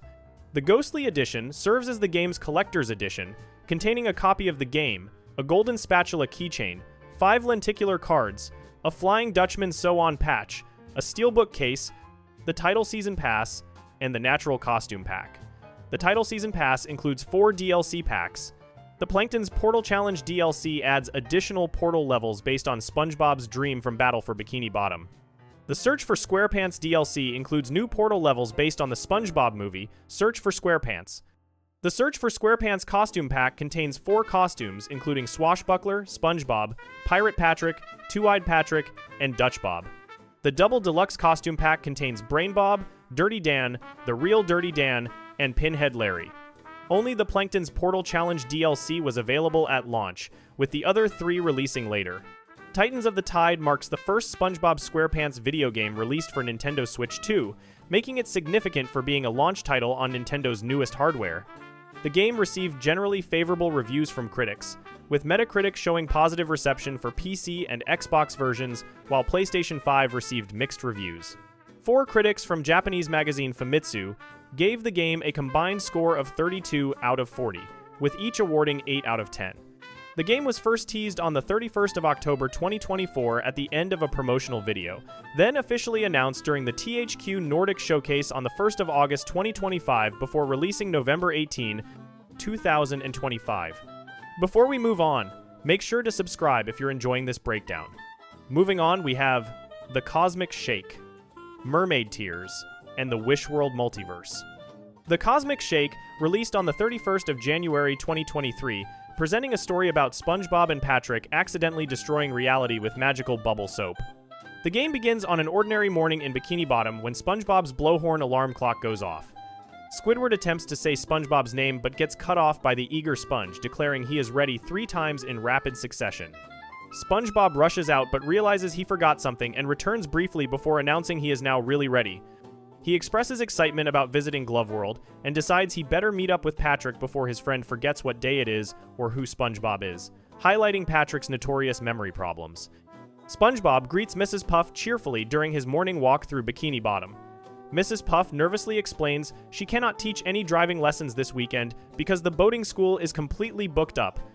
She suggests SpongeBob come back sometime later this year or maybe even the year after, claiming business is booming, while laughing fakely. When SpongeBob approaches the boatmobile, Mrs. Puff panics internally and begs Neptune that he does not get in the boat, repeating, "Please don't get in the boat" 3 times. She tells SpongeBob to pump his brakes, desperately trying to keep him away from any vehicle. SpongeBob greets Gary warmly, calling him Care Bear. Gary and Spot are eating garbage together when SpongeBob discovers them. SpongeBob expresses gladness that they are doing something for the environment and notes it is not a waste if you do not waste it, laughing at his own environmental message. This small interaction shows the game's attention to minor character details and relationships. Squidward appears next and immediately rejects any interaction with SpongeBob. He declares this day will be all about relaxation and inspiration, insisting he is not to be disturbed on his precious day off. Squidward plans to spend the day with the love of his life, himself, and his art, of course. When SpongeBob offers to help, Squidward tells him he needs SpongeBob to get something very important: go away. He repeats this command, making his desire for solitude abundantly clear. Patrick initially refuses to wake up when SpongeBob tries to rouse him. He tells SpongeBob to come back after his alarm goes off because he is on a tight beauty sleep schedule. Karen, the computer wife of Plankton, appears and warns SpongeBob she would not bother going toward the Krusty Krab if she were him. A big traffic jam is blocking the road ahead. SpongeBob questions how everyone will enjoy food at the Krusty Krab if the road is blocked. Karen confirms they are not enjoying food and tells SpongeBob to see for himself. A news reporter appears stuck at the scene with the owners of rivaling restaurants, the Chum Bucket and Krusty Krab. Mr. Krabs suggests this seems like the perfect opportunity to start a documentary about Bikini Bottom's best restaurant, laughing at his own idea. Plankton agrees it is a good idea, claiming a movie about how delicious the Chum Bucket is would rake in millions. Mr. Krabs clarifies he meant the Krusty Krab, adding that nobody goes to the Chum Bucket unless it is to ask for directions away from it. The news reporter explains that officials are still investigating where the nails that caused this chaotic collision came from. SpongeBob wonders if Mr. Krabs can help find the culprit since Krabs had a truck full of nails delivered the other day, suggesting he must know a lot about nails. Karen comments she would turn on the news but can hear those gas bags arguing all the way from her location. Sandy greets SpongeBob enthusiastically, noting he is up earlier than an insomniac rooster. She asks if he is in the mood for a little morning karate. SpongeBob would love to participate, but explains they will have to put some padding on that one because he and Patrick are about to have the best day ever at Glove World. He invites Sandy to join them. Sandy declines, saying no one is putting any glove on this squirrel. She would rather seek the thrill of toning exercises and rubber duckies. However, if SpongeBob has a little time to spare, Sandy could use his help hauling out some old junk from her yard. SpongeBob agrees to help, declaring he is ready to haul. After clearing most of the junk, Sandy mentions SpongeBob missed a few spots. SpongeBob questions whether he got smaller or if the tikis got bigger, noticing a size difference. After completing the task, Sandy praises SpongeBob's work and says her yard looks fine as fur on a frog. Patrick's alarm rings and falls over to the floor as the camera zooms out. Sandy suggests they can order karate takeout food, making a pun on her martial arts hobby. Pearl appears upset when SpongeBob greets her. She explains it is a tragedy because there is a huge sale at the mall today, but the stupid traffic jam means none of the buses can get her there. SpongeBob sympathizes and mentions the bus to Glove World is still running, inviting Pearl to join him and Patrick there instead. Pearl declines, explaining she has a social status to uphold, but wishes SpongeBob fun without her. After SpongeBob leaves, Pearl laments how this could happen to her and questions why her life is such a tragedy. She decides if she starts walking now, she can still catch a discount on shoes for the walk back. An orange police officer stops SpongeBob from passing through the blocked road. The officer explains nobody is getting through right now, while they sort out this massive traffic jam. SpongeBob thanks the officer anyway and wishes him good luck cracking the case. The officer reiterates they are still trying to get boats off the street, and this might take a while. SpongeBob notices a bucket of nails next to the police officer marked property of Eugene Krabs. He wonders aloud why someone would fill Mr. Krabs' bucket with nails, planting a mystery that never gets resolved in the shown transcript. SpongeBob admires Bikini Bottom as the most perfectly perfect place in the entire universe, home to his friends and memories. He greets Patrick as his best friend and asks if he is ready for a glovely adventure, laughing at his pun. Patrick enthusiastically confirms he is ready, and reveals he stayed up all night pretending he had hands, showing his characteristic strange behavior and dedication to preparing for Glove World in the most bizarre way possible. At Glove World, SpongeBob and Patrick laugh together enjoying the amusement park. They notice cool kids laughing in a gloating manner nearby. SpongeBob points them out to Patrick and joins their laughter, greeting them enthusiastically. One cool kid responds with a dismissive meh, deflating SpongeBob's excitement. SpongeBob wishes he could do cool things like them. Patrick notices a wagon that ominously appeared out of nowhere. SpongeBob does not care about the wagon's mysterious origins and looks through the items. He finds magic bubble soap and asks the vendor if he can have it. Madame Cassandra introduces herself as a purveyor of long-lost treasures of the Seven Seas for those on a budget. She presents the magic bubble soap, explaining it can breathe life into dreams. She claims people say with this unique bubble maker thingy, you can become whoever you want to be and receive whatever you want to have. Users just bubble their wish into the heavens. She adds that it never worked for her personally, foreshadowing the dangerous nature of the item. SpongeBob and Patrick express excitement through extended vocalizations, taking the soap without understanding the risks. Back in Bikini Bottom, SpongeBob struggles to decide what to wish for, repeatedly starting sentences with "I wish" before stopping himself. Patrick keeps shouting balloons 3 times. SpongeBob decides his first wish will be on behalf of his very best friend who loves balloons. He wishes for Patrick to have the biggest, ballooniest adventure of his life. Patrick giggles about balloons. Squidward interrupts by complaining it is too much to ask for just one day of peace and quiet. He questions how he is supposed to paint his newest masterpiece, with 2 clowns constantly giggling in his ears. SpongeBob responds by wishing that Squidward will finally be appreciated for his art. Sandy appears asking what the 2 are up to. SpongeBob tells her to wait for it before wishing for the whole world to see how amazing Sandy is. Sandy thanks SpongeBob and compliments the nifty bubble.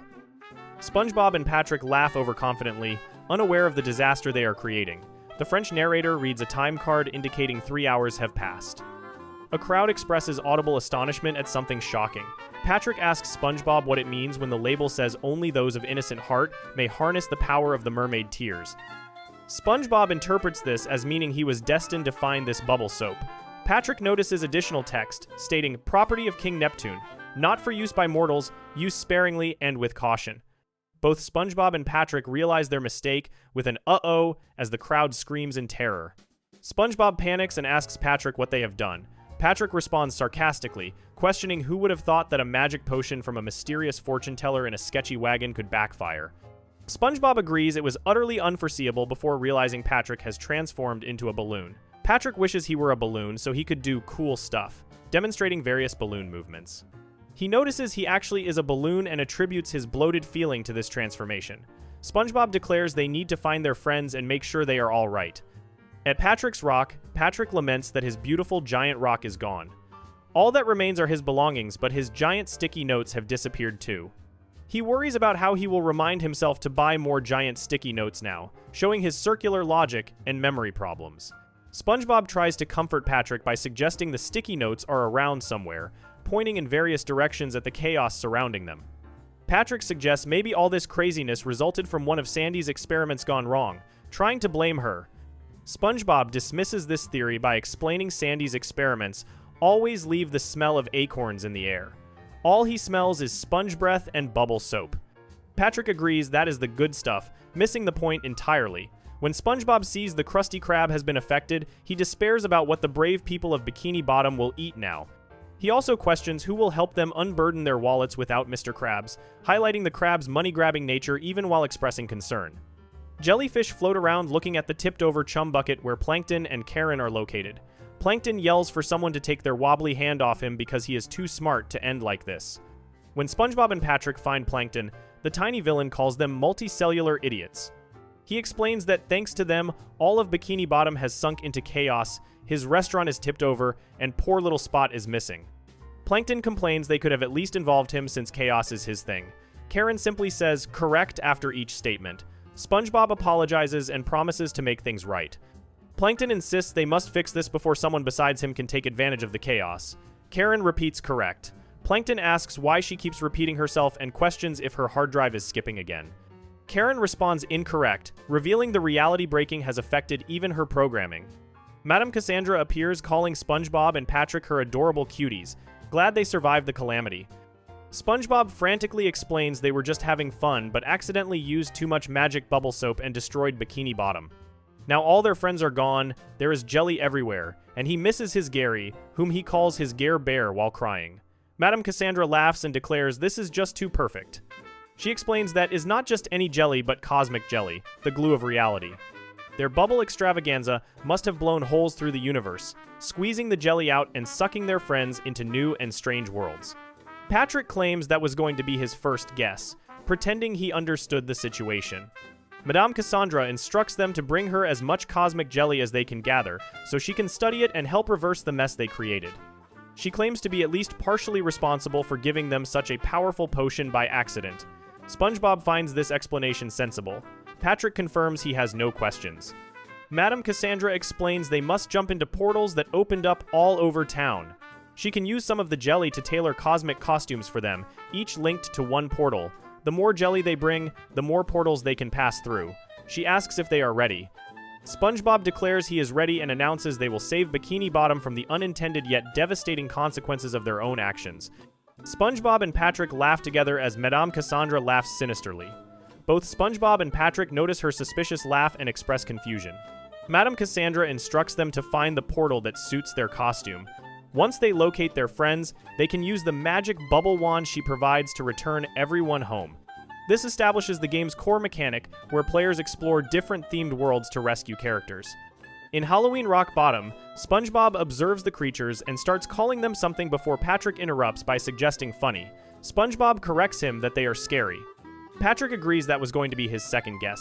SpongeBob declares the whole place is frightening because it is cold, moist, and smells like the dumpster behind the chum bucket. Patrick notes that description sounds a lot like the puddle of ooze SpongeBob is standing in. SpongeBob expresses disgust and theorizes it must be the remains of victims of a monster that came through here. He insists they must hurry and find Gary. The final cutscene shows SpongeBob declaring that after today, there is only one thing he could wish for. Patrick falls back into the scene, now returned to normal form, exclaiming that was fun and wishing they could do it all over again. King Neptune, SpongeBob, and Squidward simultaneously yell for Patrick to stop, preventing another reality-breaking incident.